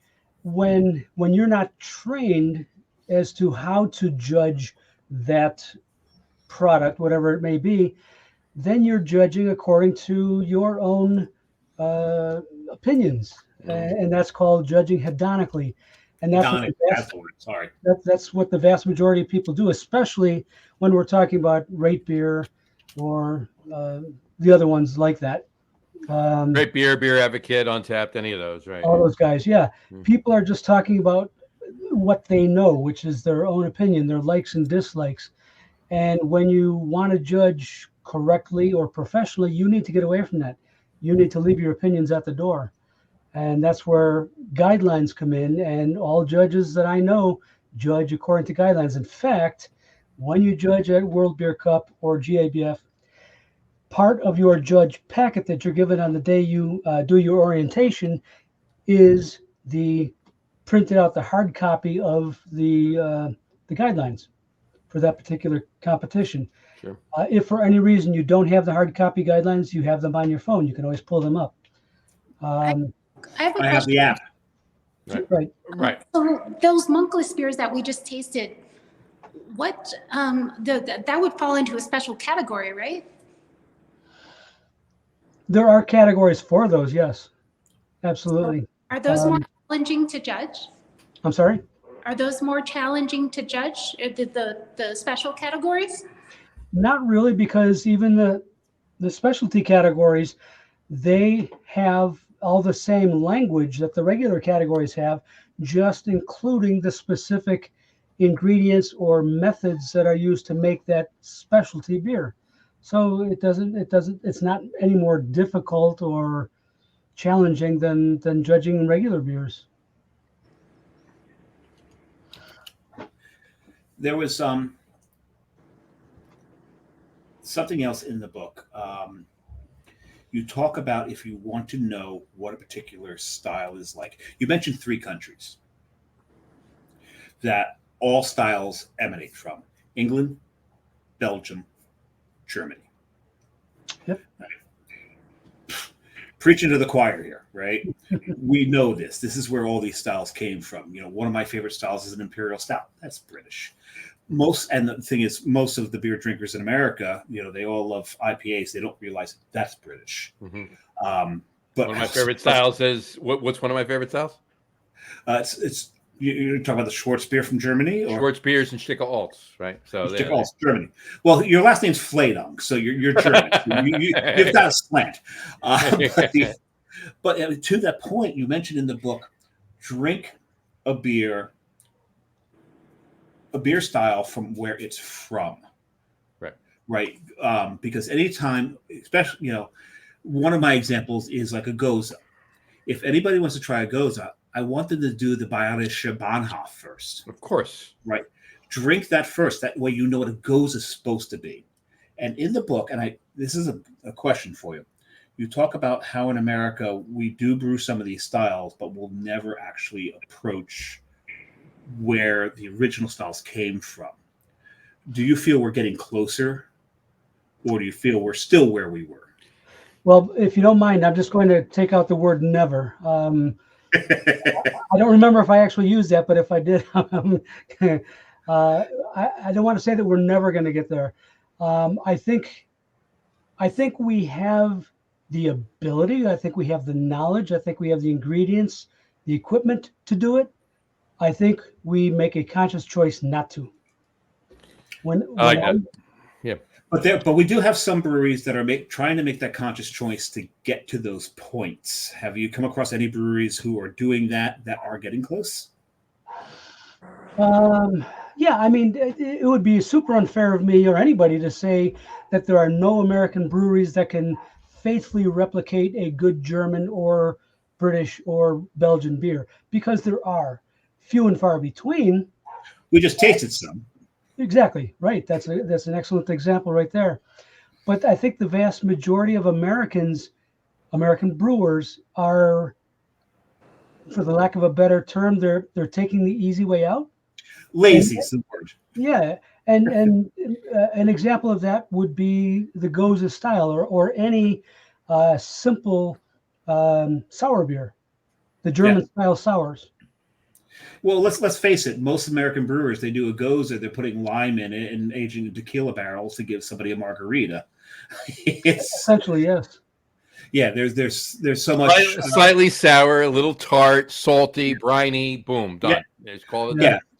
I those beers I would kind of refer to as like a bastardization of the style, an American bastardization of the style. But I think we have brewers out there that are making a conscious effort to actually brew to the genuine styles of the country where they were born. Yeah. I think a lot of them are making an effort. I don't think that they're being. I don't think that they're judging their final product next to what they want to be, what they're trying to be. Let me ask you this question: how many American Oktoberfests have you tried that that made you think that it was from Germany? There's a couple that come close, but none that actually. It's still, there's still zero. And why is that? I think American brewers are not holding themselves up to the German standard. Oh hell no, nobody. Oh no, hell no. But there's like, well, let's take now this is departing from the three countries. Sacred Profane in Biddeford, Maine. They're the first brewery. Was that a poet and you don't know it? Sacred Profane. I know, right? I just turned it. I turned it into Dr. Seuss there for half a second. Exactly. Put a quad on me, I become Dr. Seuss. Yeah. But they were the first brewery in the United States where Czechia and the brewers in Czechia allowed them to buy tanks to turn themselves into a tank. They did. Rather than a tap room. They did. Which means their beer had to pass muster with them. Have you had Sacred Profane, Marty? No, not available here. It's when I first had their pale. I almost cried, and the reason I almost cried is because it's the closest I've ever had from an American brewery to what Pilsner Urquell used to be. Used to be, yeah. Not what it is now, because remember when they went to the stainless tanks, they ripped the when it was in the wood fermenters. Yeah, that's right. Yeah, I think that's one of the biggest devastations for me from when the wall came down. It's that Urquell was able to put in stainless tanks, and that beer suffered for it, as far as I'm concerned. Yeah, that's an opinion. It's still fantastic, but it's not what it was. Right. Yeah. So and Sacred Profane is one of the two breweries. I mean, there's a couple others, but Cohesion out in Denver is doing their Czech only brewery as well. Have you had anything from Cohesion? I have not. Okay. But since we're talking about Denver, how about Bierstadt? Bierstadt's fantastic. I mean, I can't leave there. I get to Bierstadt. If somebody wants to go, hey, let's go here. Nope. I sat down. I'm here till we go to bed tonight. I'm good. You have to drag my carcass out of here. Hello, Uber. Right, exactly. You know that Uber now is making it so that if they can tell that you're drunk, they don't have to drive you, which defeats the whole purpose of Uber. Right. You're 100% right. What the hell? That's what Uber's for. Look. Bottom line is, the Uber drivers want to make money. They don't give a shit if you're drunk. Yeah, there's so few of them that are going to deny a fare. They don't. As long as you don't puke in their car, they don't care. Exactly. That's the thing. Yeah, you know what? If I were an Uber driver, of course, yeah, let's go. I'm going to get you home. It's fine. I'll get you to a hotel, whatever. You know. If you're about to please stay outside. You know what? I'll sit here, take care of what you got to do, then I'll take you home. You know. I've been in a limo before and told the limo driver, a bunch of us said, you might want to keep the windows open. And we gave him racing stripes.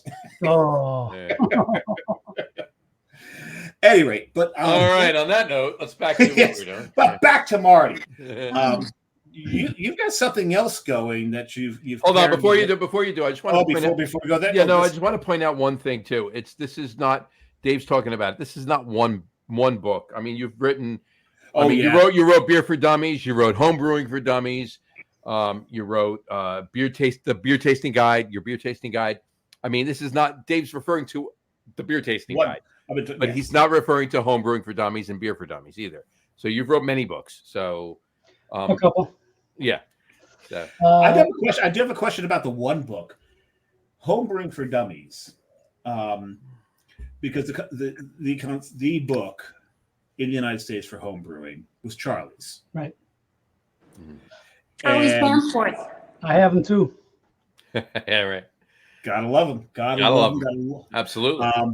Relax, have a home brew. right? That resonates in my head so often. I think I've got the 12th edition of that one. I have a couple of them. Yeah, but the thing is, you're asked to do home brewing for dummies, and you're stepping into the footprints of a giant in doing so. How did that make you feel? Challenged. Yeah. I enjoyed the opportunity to do that. It was very rewarding. I will always give Charlie his due, because, like you said, he was the master. He was the first. Mhm. But to have my book mentioned in the same even paragraph with his, that's very rewarding. That and John Palmer. Well, that's the funny thing. Before the show began, Marty came in first. It was just John, Marty, and I said, it's not often we meet a legend. He turned around because he's a humble man as well. But when you do the book for the Dummies series, you're being recognized as an expert in the field. So you've kind of earned that legend badge, let's say, and you've known so many of the other legends through the years. That's the cool thing. I'm still a fanboy. I still, when I go to like GABF or wherever, and I see these other folks that I grew up reading about or seeing on the internet. By the way, the internet didn't exist when I first got into beer. Of course. As I can say, two of the other three of us. Yeah. Kat, you grew up on the internet, did you not? Yeah. Yeah, we remember the days of having to press a button 3 times to make the letter U. Right. Yeah. So yeah, I mean, like I said, I still get a kick out of meeting these people, running into them wherever, and getting to shake their hand and thank them for what they've done for the industry, and I know that I am more or less among them, but I still feel that they're up here and I'm down here, so it's all fun. So, I don't know about that. John, can I segue now? You can segue now. That's a perfect place to segue. Perfect place to segue. Now you've met all these legends. Mm-hmm. You set something up to honor these legends with the lovely Cat Reyes' help, Mm-hmm. on the website and all that. Mm-hmm. You came up with an idea that I think is long fucking overdue. Pardon the phrase. I am so thrilled, and I won't say it until you do, but I am so thrilled that you've done this, and I am shocked that no one has yet. Exactly. This is so long overdue. And so what I'm talking about is Marty. And I'm jealous. I didn't think of it first. But what Marty is doing it's the American Craft Beer Hall of Fame. And it almost saddens me that it's only American, because we can't have Michael Jackson in this. Exactly. But I hope that there's you've got this emeritus. Yes, it's got to be an exactly. emeritus kind of thing. Yeah. But and so we did a show because Kat clued us in, and we did a show that this might be something coming up and we did it with your blessing. It was a couple of days before you launched. Yeah. Exactly. Yeah. And, actually, I think it was a day before you launched, actually. And we do top threes on the show. And the top 3 was, if there were to be a American Craft Beer Hall of Fame, who would you be? My number 1 was Charlie. Absolutely. 100%. Yeah. You know what? Let me pull that up, and I'll see. You pull that up. But while you're pulling that up, Marty, talk about the impetus to get this going, because it's the impetus we all friggin' have on this. It's just that almost hero worship of some of the OGs. Mm-hmm. Not almost hero worship. It is. It is kind of hero. Legit. This kind of got started last fall, November-ish. I was just, I'm always thinking about stuff, especially having to do with the beer industry, thinking about different things that should be done, need to be done, why aren't they done? And the thought of a Hall of Fame popped in my head. And the first thing is, why have I never heard of a beer Hall of Fame? Because we're all idiots, apparently. When I finally got back to my computer and I spent a little time doing Google searching, I came up empty. And I tried different words and different terms, and empty. Nothing ever came up. I'm like, serious? And I had the same reaction that you did minutes ago. It's like, what? How come nobody's done this? Exactly. Why are we in 2024, at that time 23, and there's no Craft Beer Hall of Fame? So I started thinking, okay, I need to get this ball rolling. My intention was to actually just conceive of the idea and then say, okay, here you go, guys. Take it over. No, it's yours, buddy. And I started thinking, okay, who are the right people to bring this idea to so they can run with it? And I started compiling a list of all these people I knew and thought might be interested and had connections to the industry, decades ago. And after I compiled this list, the more I thought about it, it's like, I've already taken those first couple of steps, and I know what I want to get out of this, or to what to make out of this. Why don't I just do it? So it was at that point in time. I mean, it was very daunting. I understand the gravity of this, no pun intended. I knew that it was going to take. What was specifically? Tell us the gravity. And what's the ending? So yeah, I mean, I guess I just decided to run with it. But what really convinced me that I was doing the right thing, and I was headed in the right direction, I drew up a letter, wrote up a letter, and I emailed it out to those 50 or so people I had on that list. And I said, look, this is what my idea is. I would appreciate your feedback.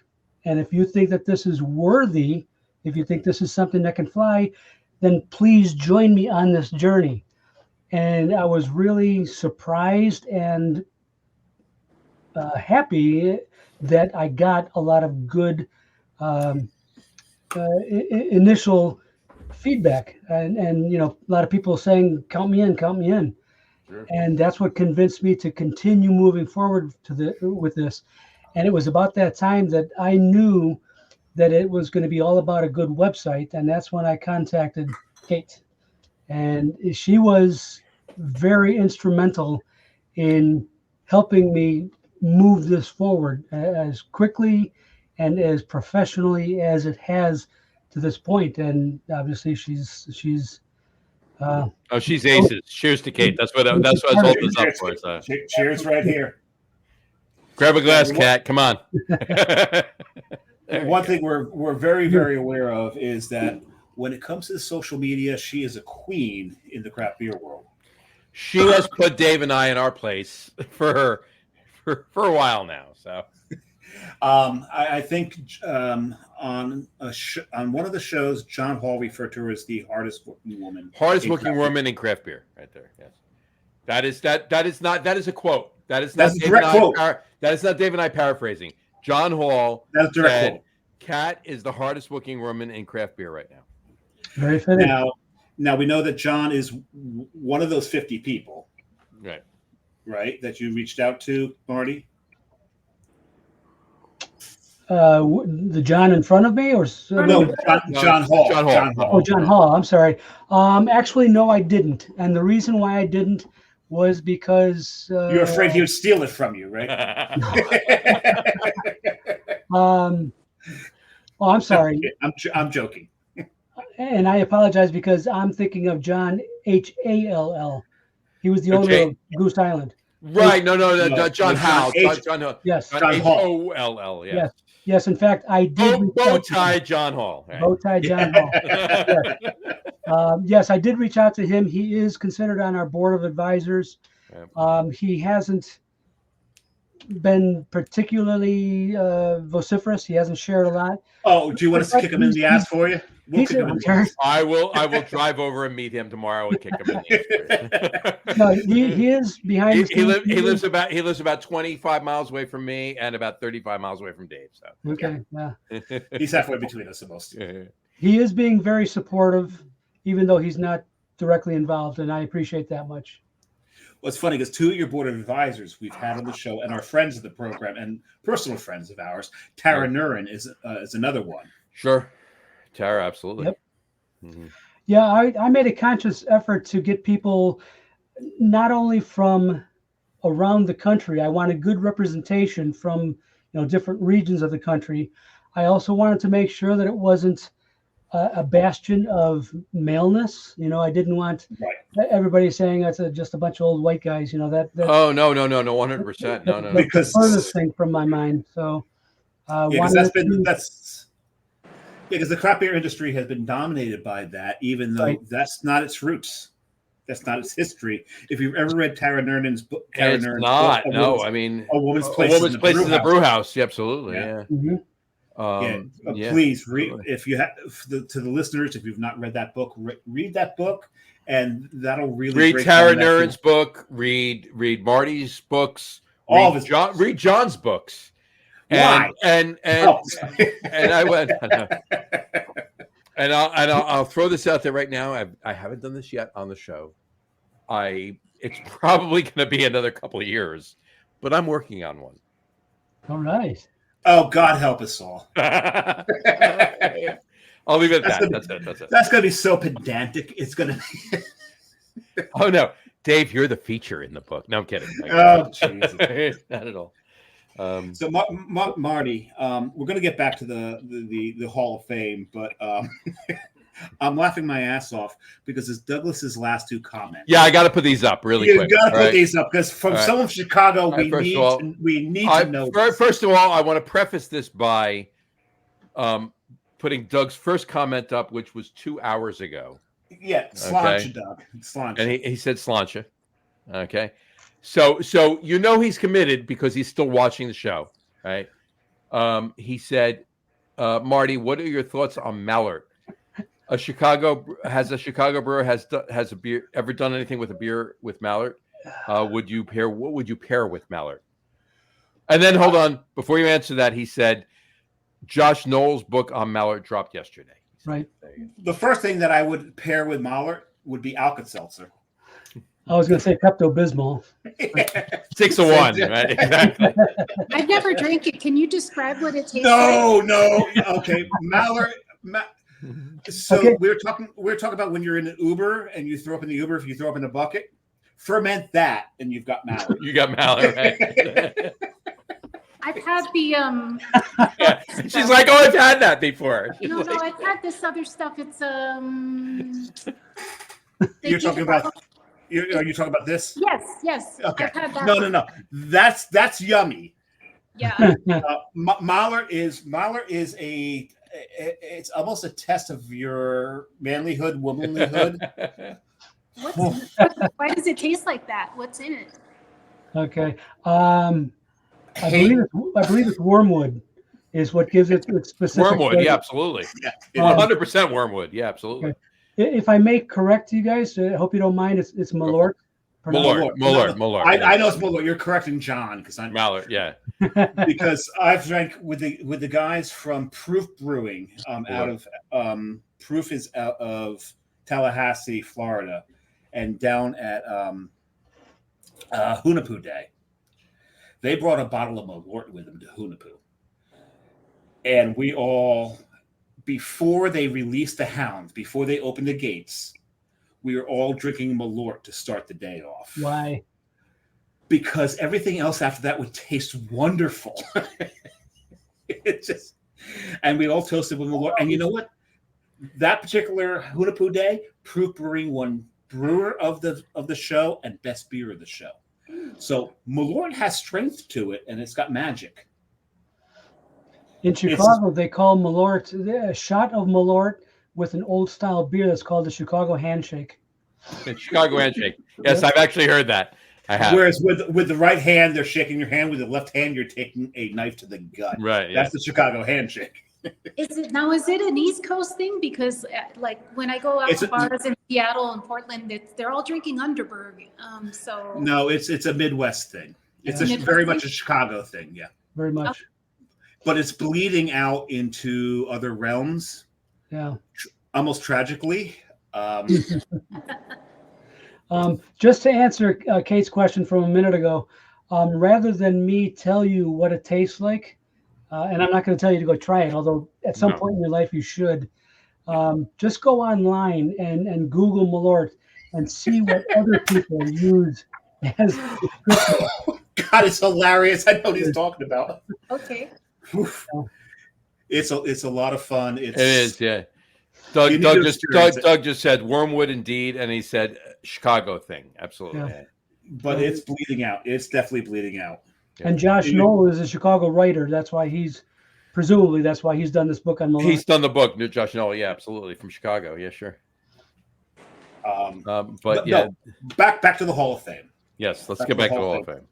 So, do you already have a year one inductee class? No, hold on. On that note, so what's the process? So for what you've read, what you've written on the website so far is that each year you're going to have 10 nominees and get 5 inductees into the Hall of Fame. But the first year you're going to have 20 nominees and have 10 inductees for the first year. Yes. So where are you in that process for the first year? Ironically, I am going to be sending out we're using SurveyMonkey to do our work for. Sure. Yeah, it's fantastic to do that. Putting out information and getting it back safely. Sure. Later on this week, I'm going to be sending out that first survey to all of the people who are our advisors, and asking them for their nominations. And we have certain stipulations. Look for this. Don't nominate these people for certain reasons. And by the way, there are no people on our board of advisors who have any affiliation with a brewery. No brewery owners, no brewers, nobody that has any affiliation that we know of that can be vetted that are on the advisory. That's awesome. Which means I can never be an advisor, but Dave, you can. But I can. Yeah. I absolutely can. I can get a vote.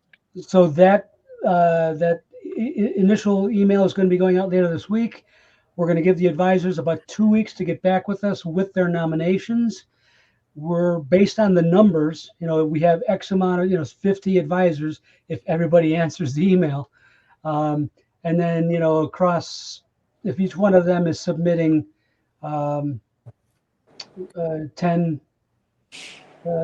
nominees, right? We'll see how the numbers play out. Like, for instance, Charlie Papazian is likely to be on most everybody's list.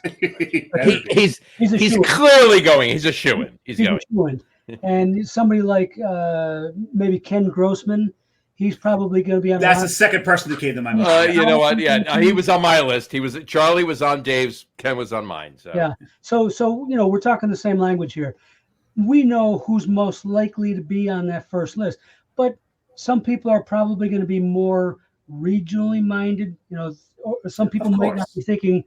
They might be thinking more about, okay, this guy was, Fred Eckert, a very famous and popular writer in his day. Unfortunately, he's passed away a while ago.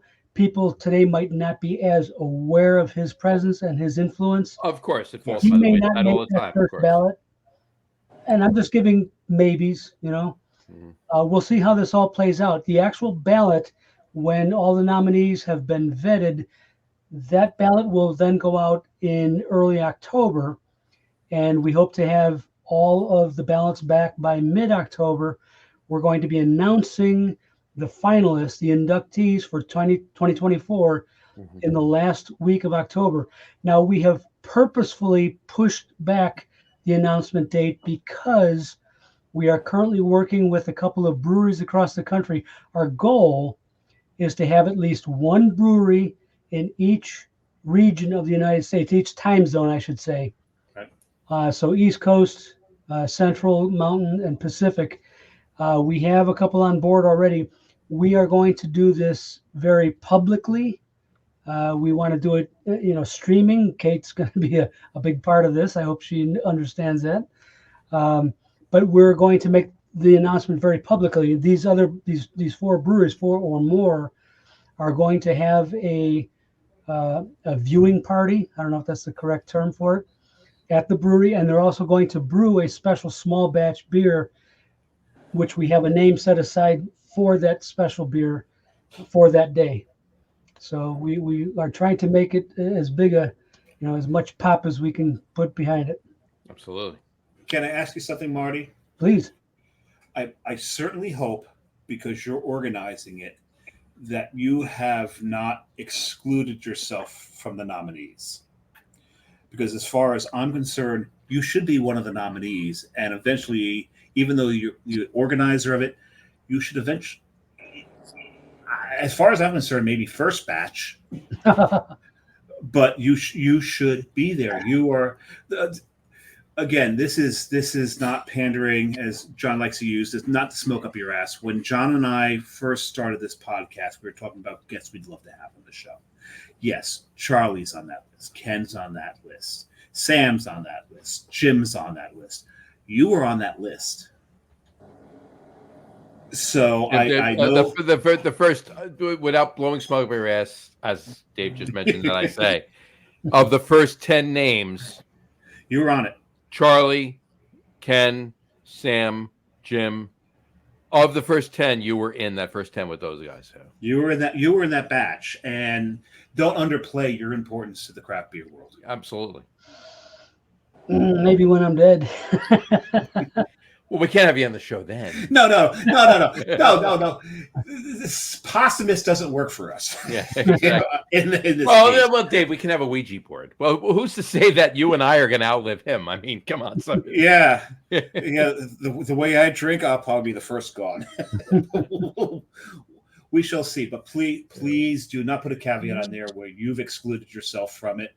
And the thing is, I've seen your list. I've seen your list of advisors. I think they're going to push you. Mm-hmm. I think you might be surprised to see you amongst the nominees. Well, those are very kind words, and I sincerely appreciate them. It's also a little bit uncomfortable, knowing that the industry is 40 plus years in the making, sure. And knowing how many important, influential people have come before. That's flattering, guys, but I'm not. Well, you're definitely going in before Billy Carter. Okay.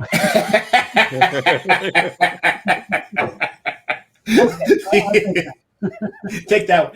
But the thing is, you're right. There's so many influential people, and you mentioned it earlier. There's so many that are unrecognized. There's the regional thing. There's the time thing as well. Again, there's so many people in Tara Nuren's book. Oh yeah. Absolutely. That don't get the recognition they deserve. But then there's also those voices for those people. And even before this Hall of Fame, you were one of those voices. So don't sell that short, because that's a very, very important part of the industry. Very important part. Absolutely. I agree, and I'm hoping that I can live up to those expectations. I have high expectations of myself and of this Hall of Fame, and it's my goal, it's my intention to make sure this Hall of Fame lives up to everybody's expectations and then some. Wish me luck. Well, absolutely. So. Always, and through the whole process, as things get announced, and all, don't listen to the naysayers. Because you're always going to get that. Like with the Rock and Roll Hall of Fame always announces their class, there's always those people who are going, well, what about this? What about this? What about this? This is stupid. That's stupid. Ignore all that.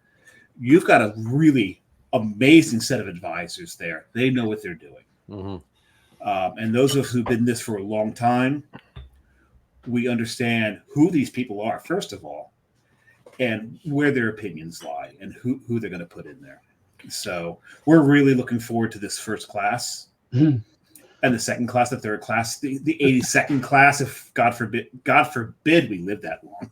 I don't know about God forbid. I mean, that just means we're enjoying more beer, right? So, No, we might get to the point where just on life support we're not allowed to drink anymore. That's why I say God forbid. I mean, it's semantics at that point. So, cool. Hey, you know what? I think it's time. Oh, we gonna spring this on him? I think we're gonna spring it on. Well, because he's a beer taster, we can do this. Because we can do this. We can do this because he's a beer taster. Normally, we let everybody know beforehand, right? We didn't plan on a top 3 for tonight. We do a top 3 list every show, and this being almost our 200th show, 4 years in the making, 4+ years in the making. We've had more than just beer-related top 3s, right? But obviously, this one is beer-related. But we didn't know because this is such a unique show. We never. I mean, this is 2 shows, right? Yeah. Just to let everybody know, when you're listening to this, this is going to be separated audio-wise. This is live video, obviously, but this is going to be separated into 2 audio shows. So you're listening right now. If you're hearing me talk, you're listening to the second. Yes, I can hear you fucking talk, John. Second of the audio show. Anyway, but in any event, we're going. We didn't know how long we were going to go. It's going a little long now, obviously, but we have time. We're going to do a top 3. No, we've done over 3 hours. Well, no, for Marty, I want to keep him on for 3 hours if that's the case, right? The people we've had on for 3 hours, we've had on multiple shows, and they're used to it and they know it. But we're not going to have Marty on for 3 hours on his first show, so right. But in any event, so it's time. We're going to do a top 3 list, but tonight's top 3 list, and we do a top 3 because Dave and I say this all the time, and I'm just saying this for Marty now. Anybody that's longtime listener of the show, Cat's heard the spiel. Cat's aware of this, right? We do a top 3 because, one, the first time we did a top 3 list, it was just Dave and I. And top 3, we referred to, it was just the 2 of us. So 3 and 3, we referred to the repeal of prohibition, 1933, right? So 3 and 3. And the second reason is because a top 5 or a top 10 would take way too long.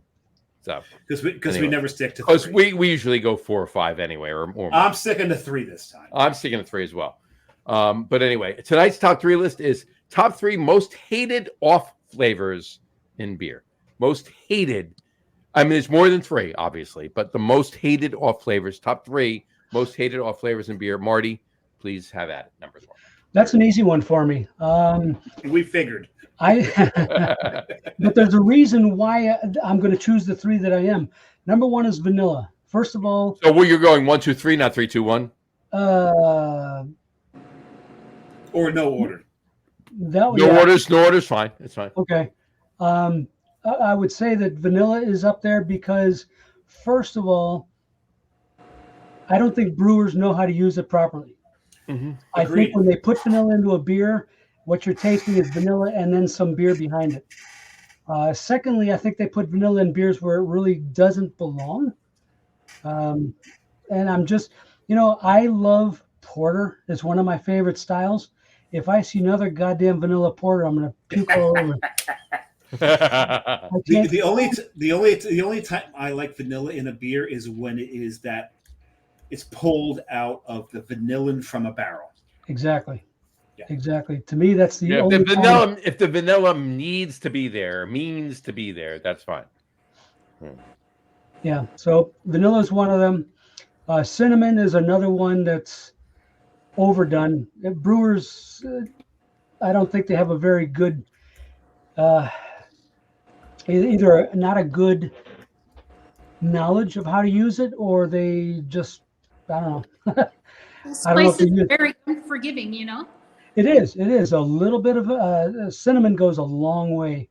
So yeah, they need to pull back on that. And if you get the heat a little too high with the cinnamon there, it burns. Exactly. And becomes caustic. Right. Oh, yeah. And I find also that cinnamon is usually used in conjunction with other flavors, which it just becomes a mess. It overpowers. These different spices and flavorings together. It just doesn't work. So you're not a fan of Mexican stouts then, if they're not controlled well. Yeah, I mean that I could say that of just about any beer style if it's not controlled well.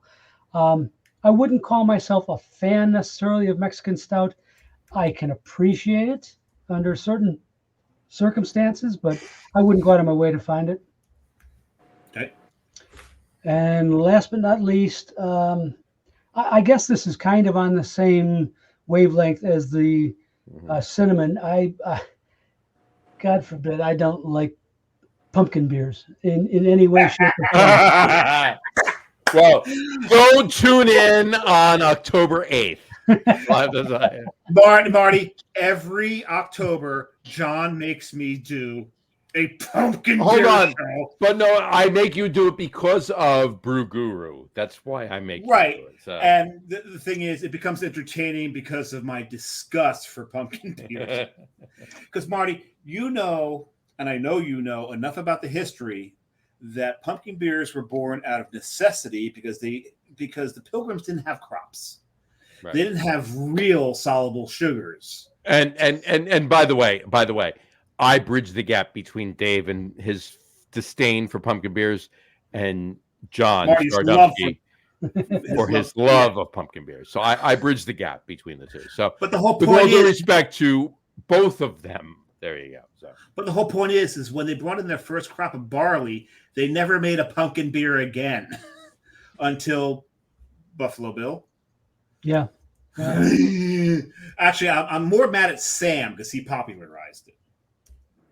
So you know what? Leave him off that first ballot, please, for that. So with regards to pumpkin beers, I have had just a couple, I can probably count them on one hand, that actually used real pumpkin as part of the beer making process. Not It's just all pumpkin those spice. other beers that just use the packets of God knows what, just spice. Mm-hmm. yeah, there's no pumpkin meat. It's just cinnamon, nutmeg, clove, allspice, and it's And ginger. ginger. And ginger. Yeah, it's just a spice bomb. Yeah. Yeah. And we mentioned earlier, and I can say his name a second time. We'll say it the third time. Augie Carton from Carton Brewing made a beer because he was sick and tired of pumpkin beers, and he actually did one called Rav. And Rav, because he's also a foodie, it's actually that wasn't the first pumpkin beer. It wasn't the first. It was Scobyville. No. Scobyville was the second. Rav was the third. Pumpkin cream was the first one. Pumpkin cream. He was sick and tired of these pumpkin beers that were just pumpkin spice. So all three of these beers are made with pumpkin. But Rav stands out the most because Rav is based off an Italian recipe of the pumpkin raviolis with Bear Blanc on top. And brown butter and the whole 9 yards. Yeah. That's right. Brown butter.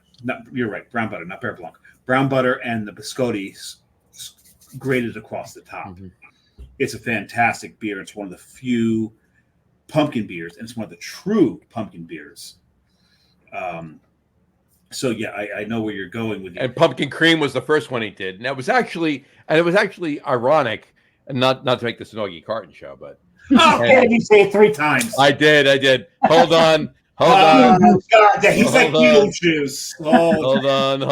There we go. He pulled. There he is. There's a jackass. But the thing about pumpkin cream, he did an imperial cream ale, 10% imperial, 12% imperial cream ale, 12% imperial cream ale. He's insane. He's insane. Yeah, it's crazy. And he put pumpkin meat, he put orange oil, he put pink peppercorns, and he put ginger. So it was a pumpkin soup beer. It wasn't a pumpkin pie beer. So that's what he did. It was actually pretty good. It wasn't bad. No. I liked those 3. They were good. Kat, are you ready to chime in with your 3? Yeah, I'm really surprised Marty didn't say diacetyl. I am actually a diacetyl. I don't want to say lover, but I do. Diacetyl has its place in beer. It does, and not enough people recognize that fact. Mm-hmm. There's one of my favorite beers, and it's one of the classic beers out there. I think is made better by it, and that Saison DuPont has a slight touch of diacetyl to it to give it this nice creamy feel. Mm-hmm. And diacetyl can work in a beer, but Kat, you're damn right. If the diacetyl doesn't belong in a beer, it is going to make that thing god awful. Yeah. I guess I don't know enough about beer to enjoy it, but I'm very sensitive to that flavor. And when I taste it, I'm just like, no. I can't. Do me a favor. Go get yourself a Saison DuPont. Okay. Taste a beer where diacetyl is used to make the beer, to enhance the beer. And when diacetyl is used to enhance the beer, it's fine. Yes, and remember what John just said, because when we get to me, I'm gonna bring that up. But also, you're gonna be tasting one of the classic beers ever brewed. One of those beers that Marty talks about, which are the beers. These are the standard beers. Yeah. When you're tasting a style, this is the style you refer to. Say when you're tasting a Saison DuPont that's a benchmark. It's a benchmark beer. Well, back in part of the reason I really got into Monkless was, in 2016, I'd been drinking craft beer. I lived in Seattle, quite a lot of hoppy beers for a few years now, and I was just like tired, and hoppy beers will tire you out. Yes. Yeah. But we had an amazing Belgian brewery in Washington State. It was, it's now Echoes, but it was, what was it called? Oh God, I almost made it to Echoes. I was right out there. Mark Hood is an incredible brewer. And That's Paulsbo. Paulsbo, yeah, that's a Norwegian town, little Norwegian town. So it's got a bunch of Norway themed breweries. I went to Slippery Pig, but I didn't get to any of the others. Oh yeah, it's a good Long spot. story. But pretty town too. Yes, but this brewery was amazing, and I was really sad when they closed. And so it was basically Mark Hood Spears and Monkless. And once I discovered Monkless, I was like, okay, that's it, and I drank a lot of that beer. And I drank a lot of, I was always looking for Belgians, looking for imports. We have a lot of good bottle shops in Oregon.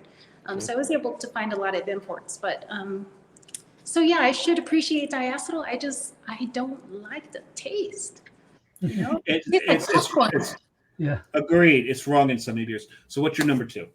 I would say the false fruit, when somebody gives me a fruit beer, I just don't like that fake fruit flavor, the extract. Just put real fruit in the beer. It's like fruitness. Well, yeah, absolutely. And next one? I would just say the grassy hops, you have there's all different types of hops, but there's this one grassy hop and it just turns me off. It's just so. Saz? I don't know what it is. There's just one particular hop. It's very I'm into resiny is okay, but there's one, it's just grassy, just pure grass flavor, Right. Just grass. Tastes like. Marty, Hey. other than Saz, do you know any other hops that throw grass like that? Not off the top of my head, no. Maybe it's sauce. Yeah, because that's a personal, but that fits right into it. The most hated. 100%. Yeah, sure. Yeah. Absolutely. Dave. For me, number 1 is when You're going 1, 2, 3? No, I'm going 3, 2, 1. I'm sorry, 3, 2, 1. So I'm a huge Imperial Stout fan. Mm-hmm. Classic Imperial Stout is it's built on Maris Otter malts. It's a 2-row malt. Maris Otter, fresh, it has kind of this almost cherry Twizzler flavor to it. It's easy to pick it out for me. As it ages and deteriorates, which accentuated actually helps the beer. It can. Okay. The thing is, sometimes that cherry Twizzler flavor works against adjuncts. True story. So, but for me, Maris Otter, when it starts to break down, there's stages it goes through, and eventually it gets to this licorice kind of flavor. And because I'm such a huge fan of Imperial Stouts, when I drink an Imperial Stout and I taste licorice, I cry. I put on black mascara. I go straight up goth. It's just so wrong for me when Maris turns into licorice. It's just it's a bad look on it, and it's one of my favorite styles. So when it gets there, I'm just not happy. Number two for me, and this happens a lot in IPAs. We just lost Kat. We lost Kat. We did. Apparently, she loves Marisotto. She lows licorice. And She's like, forget it. I love Marisotto. Out of here. I'm out. But,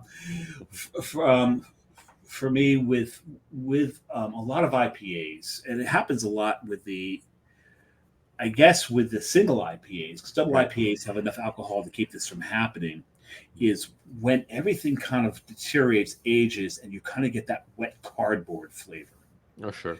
That is such a turnoff for me. Marty, you in your book, you write what that chemical is. I forget what the chemical is.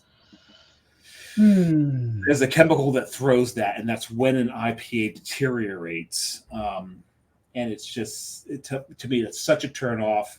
I usually drain pour those beers. Well, it's oxidized, right? Cardboard is oxidized. Yeah, there's an oxidization, but when you get an IPA that oxidizes, there's two oxidations that occur. There's the malts, which is that wet cardboard, and then you get the hops, which then also oxidize, and you almost get like a sulfuric sense, and not the good sulfur, that cat piss that a lot of people like in their IPAs. It's the bad sulfur where it's just undrinkable. Right. So when you get a beer that's done both, and our last show I had one of those, and it's only because I let that can too long. It's nothing against the brewer. It's just I held the can too long. Right. It's a can double IPA. What the hell am I holding it for? How long did I hold it for? Almost a year before I drank it, John? At least a year. At least a year. Yeah. At least a year. So that's on me. It's not on the brewer. I'm not gonna bash the brewer on it, because we're friends with the brewer, as a matter of fact. But I can't stand when you get that wet cardboard, because the wet cardboard, even if the hops haven't deteriorated to that point of sulfur, the wet cardboard will make the hops unrecognizable. It's gone. But my number one, and this goes to something that was said earlier, is the overuse of lactose. Yeah. I have said it so many damn times on this show. Lactose to beer is like salt in food. You lose a little bit of it, you've enhanced a beer. If you've gone too far to the point where you've changed the mouthfeel of the beer, you've destroyed the beer. There's no going back. I can't stand when people have overused lactose. Lactose has its place in beer. It absolutely does. Milk stouts are based off of this. And the best milk stouts are amazing, but they don't overdo it. They don't change the mouthfeel. You still got that lovely velvet of a milk stout. You go too far, and you start getting that it's almost like the only way I could describe it is like a powdered milk kind of mouthfeel. Yep. And if you've gone to that point, close your brewery. You're done. I'm sorry. You've or if it's the first time you've done it, if all of your beers taste this way, close your brewery. The first time you've done it, rethink your life choices. Come back to us, brew the good beer that you've made in the past. Overuse of lactose, and there's breweries that live off their lactose. Angry Chair in Tampa lives off that lactose. They know how to use it. They absolutely know how to use it. Yeah, there's some beers I think they've gone a little too far, and I really think they should set up insulin stations in their brewery. I actually said that to a brewer once. It's a brewery that's a friend of ours. I'm not going to mention them right now. I won't mention them either. That's great. I'll mention them. Bolero Snort, because I said this right to one of the owners. You need a lactose station. He goes, you're not wrong, because they use so much lactose. And we made fun of them, and John Hall's made fun of them for their lactose use. He called them a cat's back, by the way. There she is. He actually said that it should be a registered dairy at this point. So we've had fun with it, but I should be a registered dairy. Absolutely could be. Yeah, I can't stand it when they've gone too far on the lactose. That to me, that's a major crime to me. Yeah, if I could change my list, I would put lactose on. Definitely. I forgot about that. Yeah, that's a bad one. John, it's on to you. It's on to me. All right, look, I agree with all of you on everyone you've said, but these are my top three. My number three is astringency. I just can't stand too much tea bag flavor in my beer. Right? It's just, if I want that, I'm gonna have tea. All right. Yeah, it's like when you've taken a Hefeweizen and there is just so much clove and not enough balancing banana. It's not balanced, right? And that goes for any beer. Anything that balances the beer, you don't want that. It's just too much into one direction, right? My number 2, and Marty, obviously, you'll know, come on the show again. I fly through mine since I go last, right?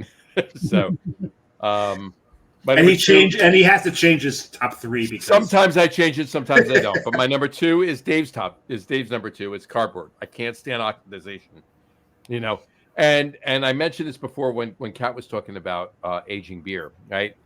Clearly, we all know that some barrel-aged beers and stouts and barley wines and so forth and so on, they change, and they actually could get better with oxidization. Oxidizing. Same thing. Yeah, you Same. had it right the first time. Same difference. Oxidization. Yeah. So you've had 3 triples, so you're excused. That's my point. Yeah, exactly. Well, you had a quad in there too, but you only had a 12-ounce bottle. I had a 16.9 ounce. I'm not done with it yet. Boom, yeah. I'm done with my 2 triples. In any event, yeah, no. So, oxidization actually works well in like I remember having. Oh, geez, it was probably 10 years ago at this point. A 10-year-old at that point, more than that, 10 or 12-year-old, you're drinking a Weyerbacher quad. I had a Weyerbacher. It was either the quad or it was a barrel aged. It was either the quad or it was the chocolate stout or something like that.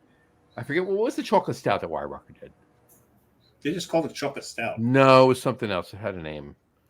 Did it? Yeah, it did. It had a name. But either way, I had that, and it was 10 or 12 years at that point. You just went Jim Croce. I did, yeah. And it was horribly oxidized, but it was fantastic. It was so good. Well, that's an interesting thing about oxidization. The leather and the tobacco in that beer that I drank that day was amazing. But the thing is, oxidization in lighter beers and darker beers is different. Of course, absolutely. Right. So you get some beers it works, some beers it doesn't. Right. You want if you're aging beer specifically to age it, obviously the darker beers and the barrel aged beer is going to work for you. But when darker beers oxidize badly, that's when you get the pennies, blood. That's when you get the pennies, right? Exactly. Right. Yeah.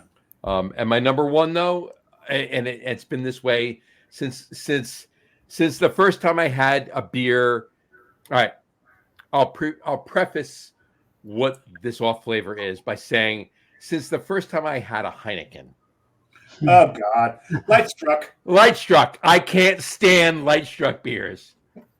Done. That's my number 1 by far. No need to embellish on that. Light Struck, my number 1 though. Just so everybody knows, glass is not the best receptacle for a beer, especially green or clear. Yeah. Brown's a little better, still not good. If you get a beer in green glass, all right, just make sure it was bottled maybe 3 days ago. Then you're good.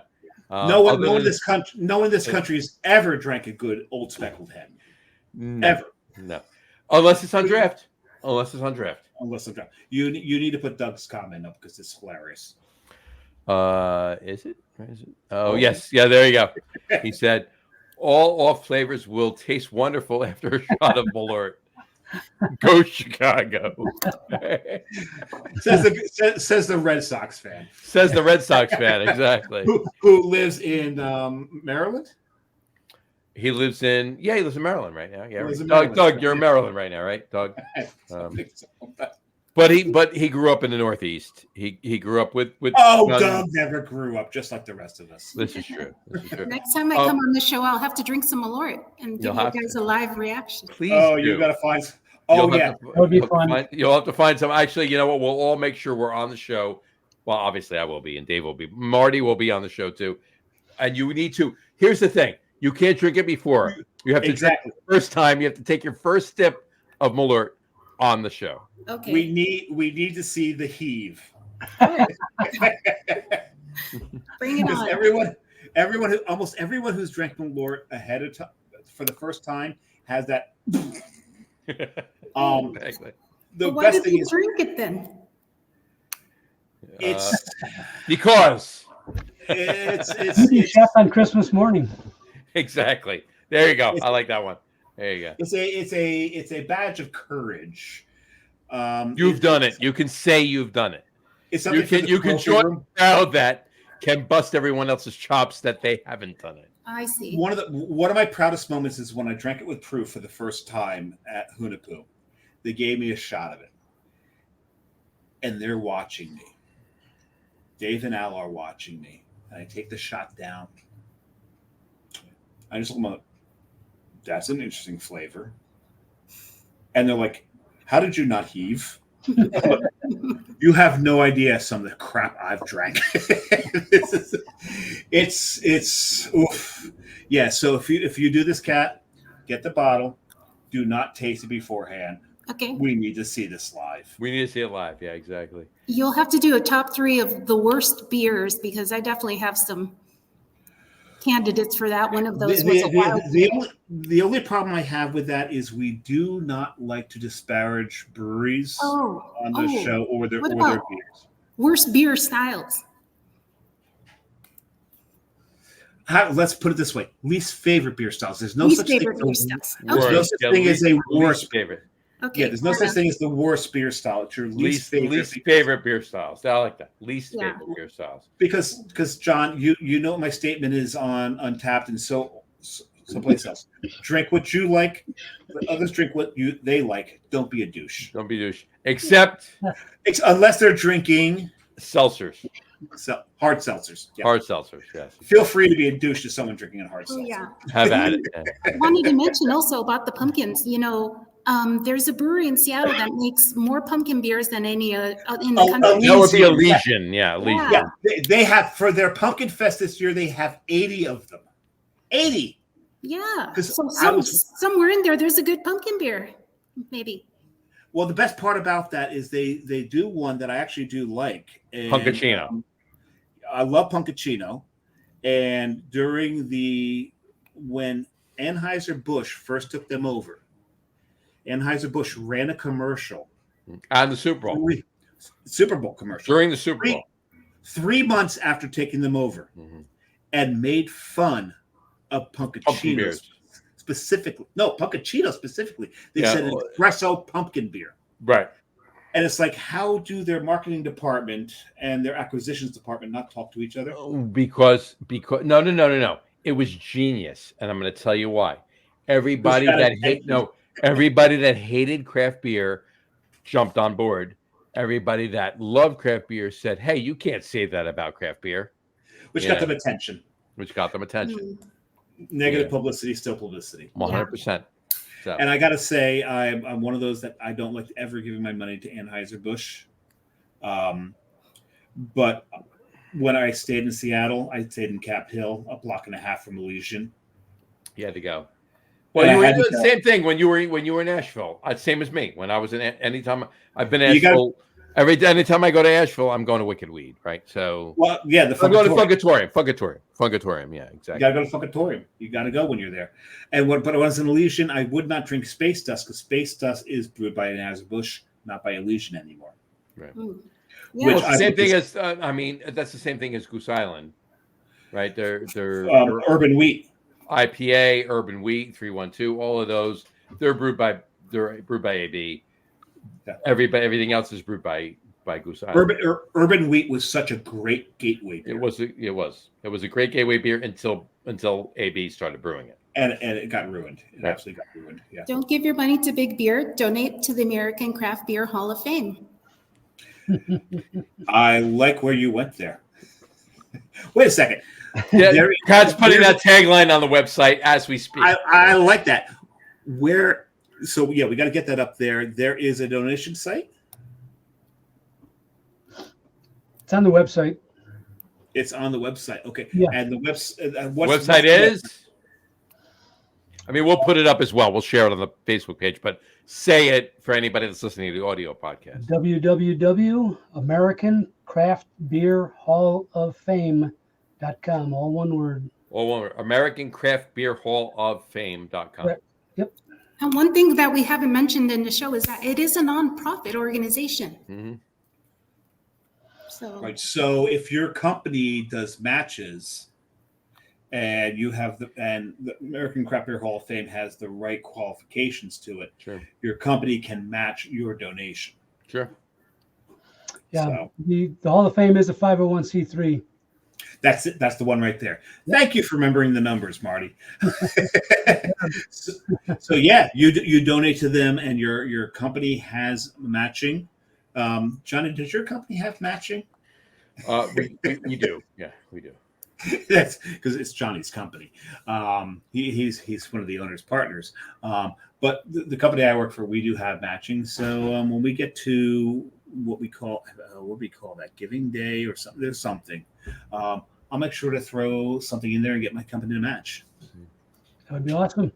thank That's a you. beautiful thing. Just so you know, our plan is once our bills are covered, whatever excess we have is going to be donated back into the industry. It's intended to go into the craft beer industry. And that's the whole thing about the craft beer industry. The craft beer industry gives back to itself. 100%. I was, God, where were we? How did it came up? But I was talking about when we had the hop shortage. Mm-hmm. Right, there's a big hop shortage across this country, and Jim Cook went and he sold hops to all the local breweries at cost because he had an excess of them, and to him it was more important to see the industry survive, to see his neighbors survive. That's always been one of the great things about this industry, right? It has been. Yeah. Absolutely. This being Jim Cook. Yes, that did right. Oh, this is the. I thought we were going to go a whole show without you pulling up a selfie. We almost made it. Almost. Almost made it. So, anyway, so that was great top threes there. Great top threes. Cool. All right. Yeah, no, it's great top threes, 100%. All right. Listen, Marty, we want to have you back on the show. There's a lot more that Dave and I want to discuss with you. So Absolutely. we'll talk to you after the show. But we want to thank you for coming on the show. We want to thank you for everything you've done. Kat, we want to thank you for setting everything up with Marty and with Todd and having everything go off as it did. This doesn't happen with your energy, your passion, your exuberance. This doesn't happen without your energy, your passion, your exuberance. And persistence. Exactly. Thanks. Ladies and gentlemen, the More hardest working woman in craft beer. There you go. Yes. Right there. Thank you. Yeah, I've got yeah. more beers for you, so those will be coming to you soon. Awesome. Awesome. We got some stuff for you too. I got some stuff for you too. So and Marty and Todd actually. So we'll make that happen. But in any event, stick around. Don't go anywhere. Will those beers have that logo on your hat? The beers may have the logo on my hat. I was going to say they may not, but no, they'll have the logo on my hat. Eventually, it'll come out again. Marty, you say you don't particularly like vanilla porters. What do you think of coffee porters? I do appreciate a good coffee beer. I find it very interesting when they are lighter beers, meaning paler beers with coffee in them.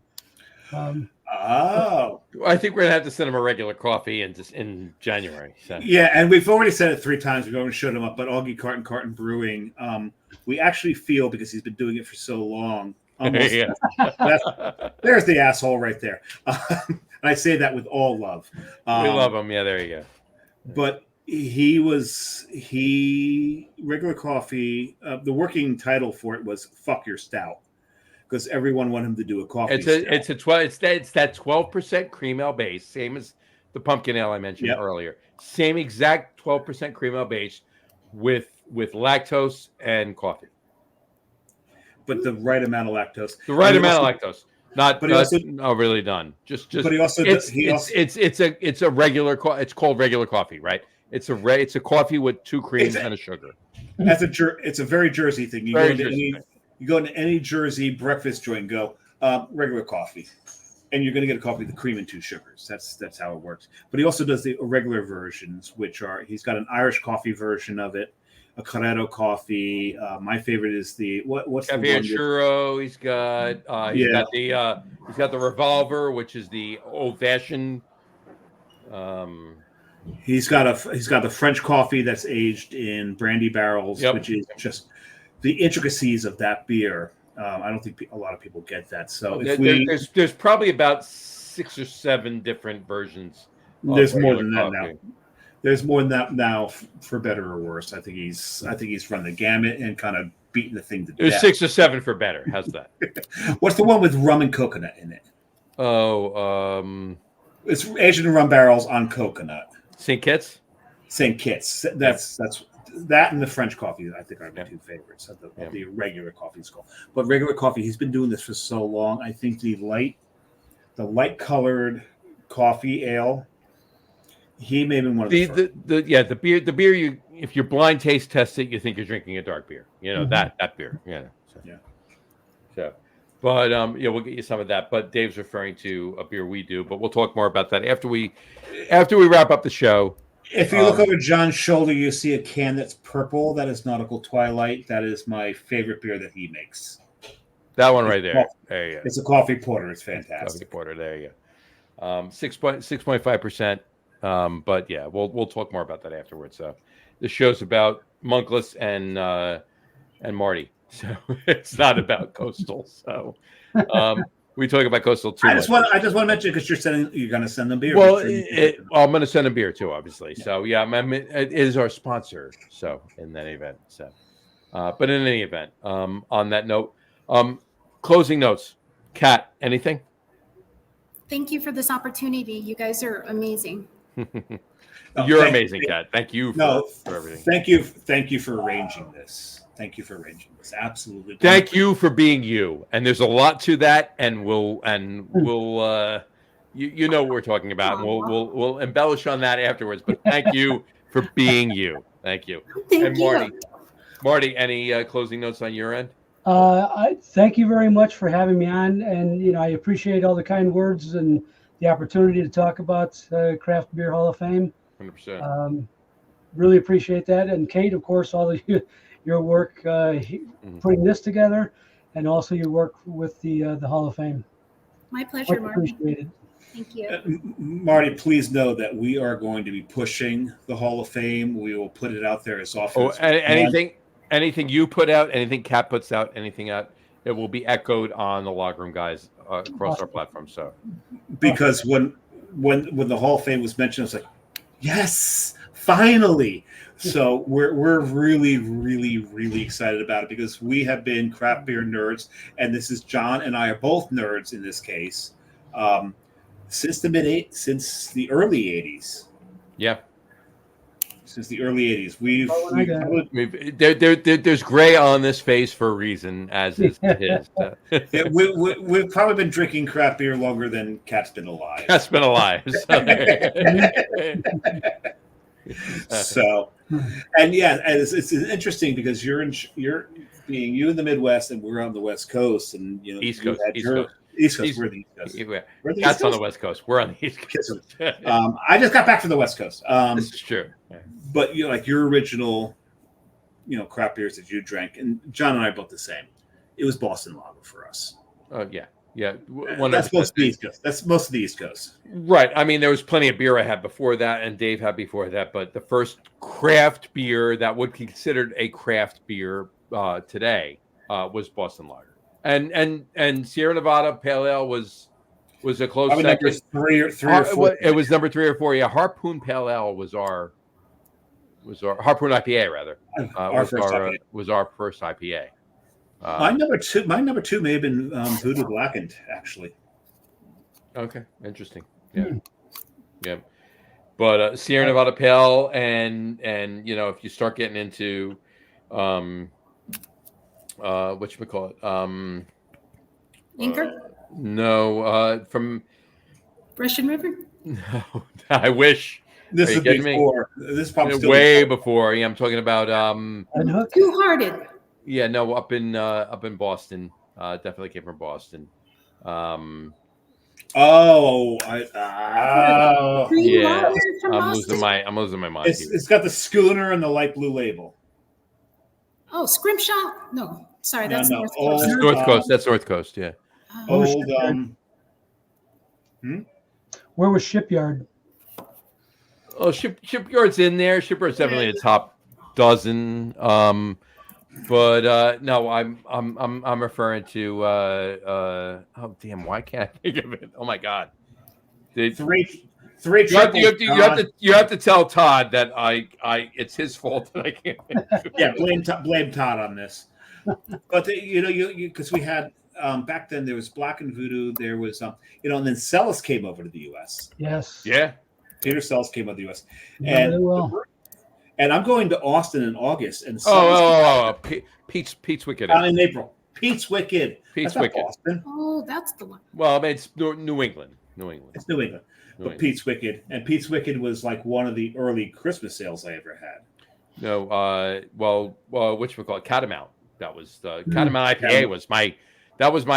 I mean, Catamount IPA. I got to tell you, was the reason that to this day Sierra Nevada Celebration is my favorite holiday beer but it started with Catamount IPA.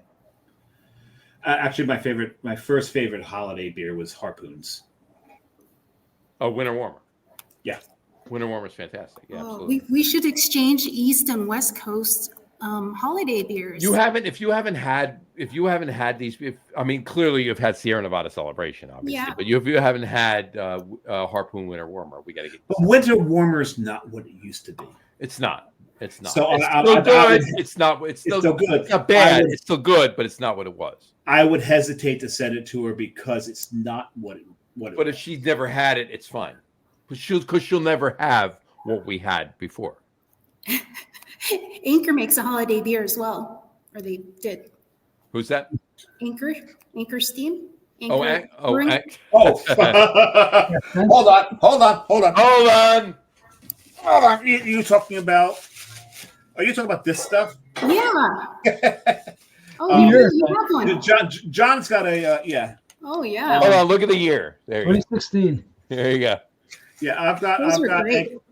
I've got these going back to I think before 2000. Oh, you need to drink those. I had They aged so damn well, it's ridiculous. I had in 2013 we did an 18-year vertical. In 2013, we did an 18-year vertical, 96 through 2013. We did an 18-year vertical, and we took a picture of it and we put it up on Twitter. It's now X, obviously. It was Twitter at the time. Anchor commented back, "How the hell did you get all these beers?" We saved them. That's why. But we did an 18-year vertical, and I got to be honest with you, from 96 to 2013, to this day, I remember 98 was the best year. That year, right then that we drank it, 98 was the best drinking of those 18 years that we had. Ooh, that's the year I moved to San Francisco for college. 98. Yeah. Hold on. I think I speak for myself and Dave and Marty when I say that 98 you moved to San Francisco for college. Mm-hmm. I do this. There you go. Marty, what's your feel of the Anchor Christmas and New Year's Eve beer? What's my feeling? Yeah, what's your experience with it? What's your thoughts on it? I was never really a fan. I mean, I hate to say that. I know it's kind of blasphemous. No. I kind of get that because it can be a shit show of a beer sometimes. Yeah, well, yeah. Sometimes it can be, absolutely. I really appreciated the fact that they did this, as a tradition. Sure. I love the label, the fact that they change the tree every year. Absolutely. They changed the spicing, and that's where it kind of lost me. I didn't find all of them that pleasant to drink. Some of them were good, some of them were not. Correct. And some of them were fantastic. But go ahead. I was just going to say, I wouldn't, based on most of my experiences with those, I did not go out of my way to find them. I completely get that because I'm a huge fan of single barrel bourbon. And when you get the single barrel bourbon, sometimes you will get a bottle of bourbon where it's just nothing but tar and creosote, and it's taking all the worst stuff out of the barrel. But every now and then you're going to get that one that is just spectacular, and that's why I like the single barrel. It's like drinking, and you know this. It's like drinking Fantôme. Right. Fantôme Brewing is, you can get a barrel that is just absolutely awful, and you can get a bottle from the same batch that is one of the greatest things you've ever put in your face. So I love that every with Anchor's Christmas beer year to year, you don't know what you're getting. You don't. It's different. It's different every year. And as you age it, some of these so improve as they age. They do develop, Marty. They do develop, and I would say probably more. And look, with all due respect to Anchor, and I hope that the Chobani buy-in does, rejuvenate and bring back the brand. I really do, because I love the brand. I love the history. I love everything about it. Yep. But I will say, as much as I love Anchor Christmas, and I'm all about the Christmas ales, and I'm all about the holiday ales, everything else, it's probably 40 for me. It's probably 40-60 to what's good, and what's not. Yeah. So. And Kat has just put her purse over. It looks like she's ready. Kat is leaving. Oh, it's her.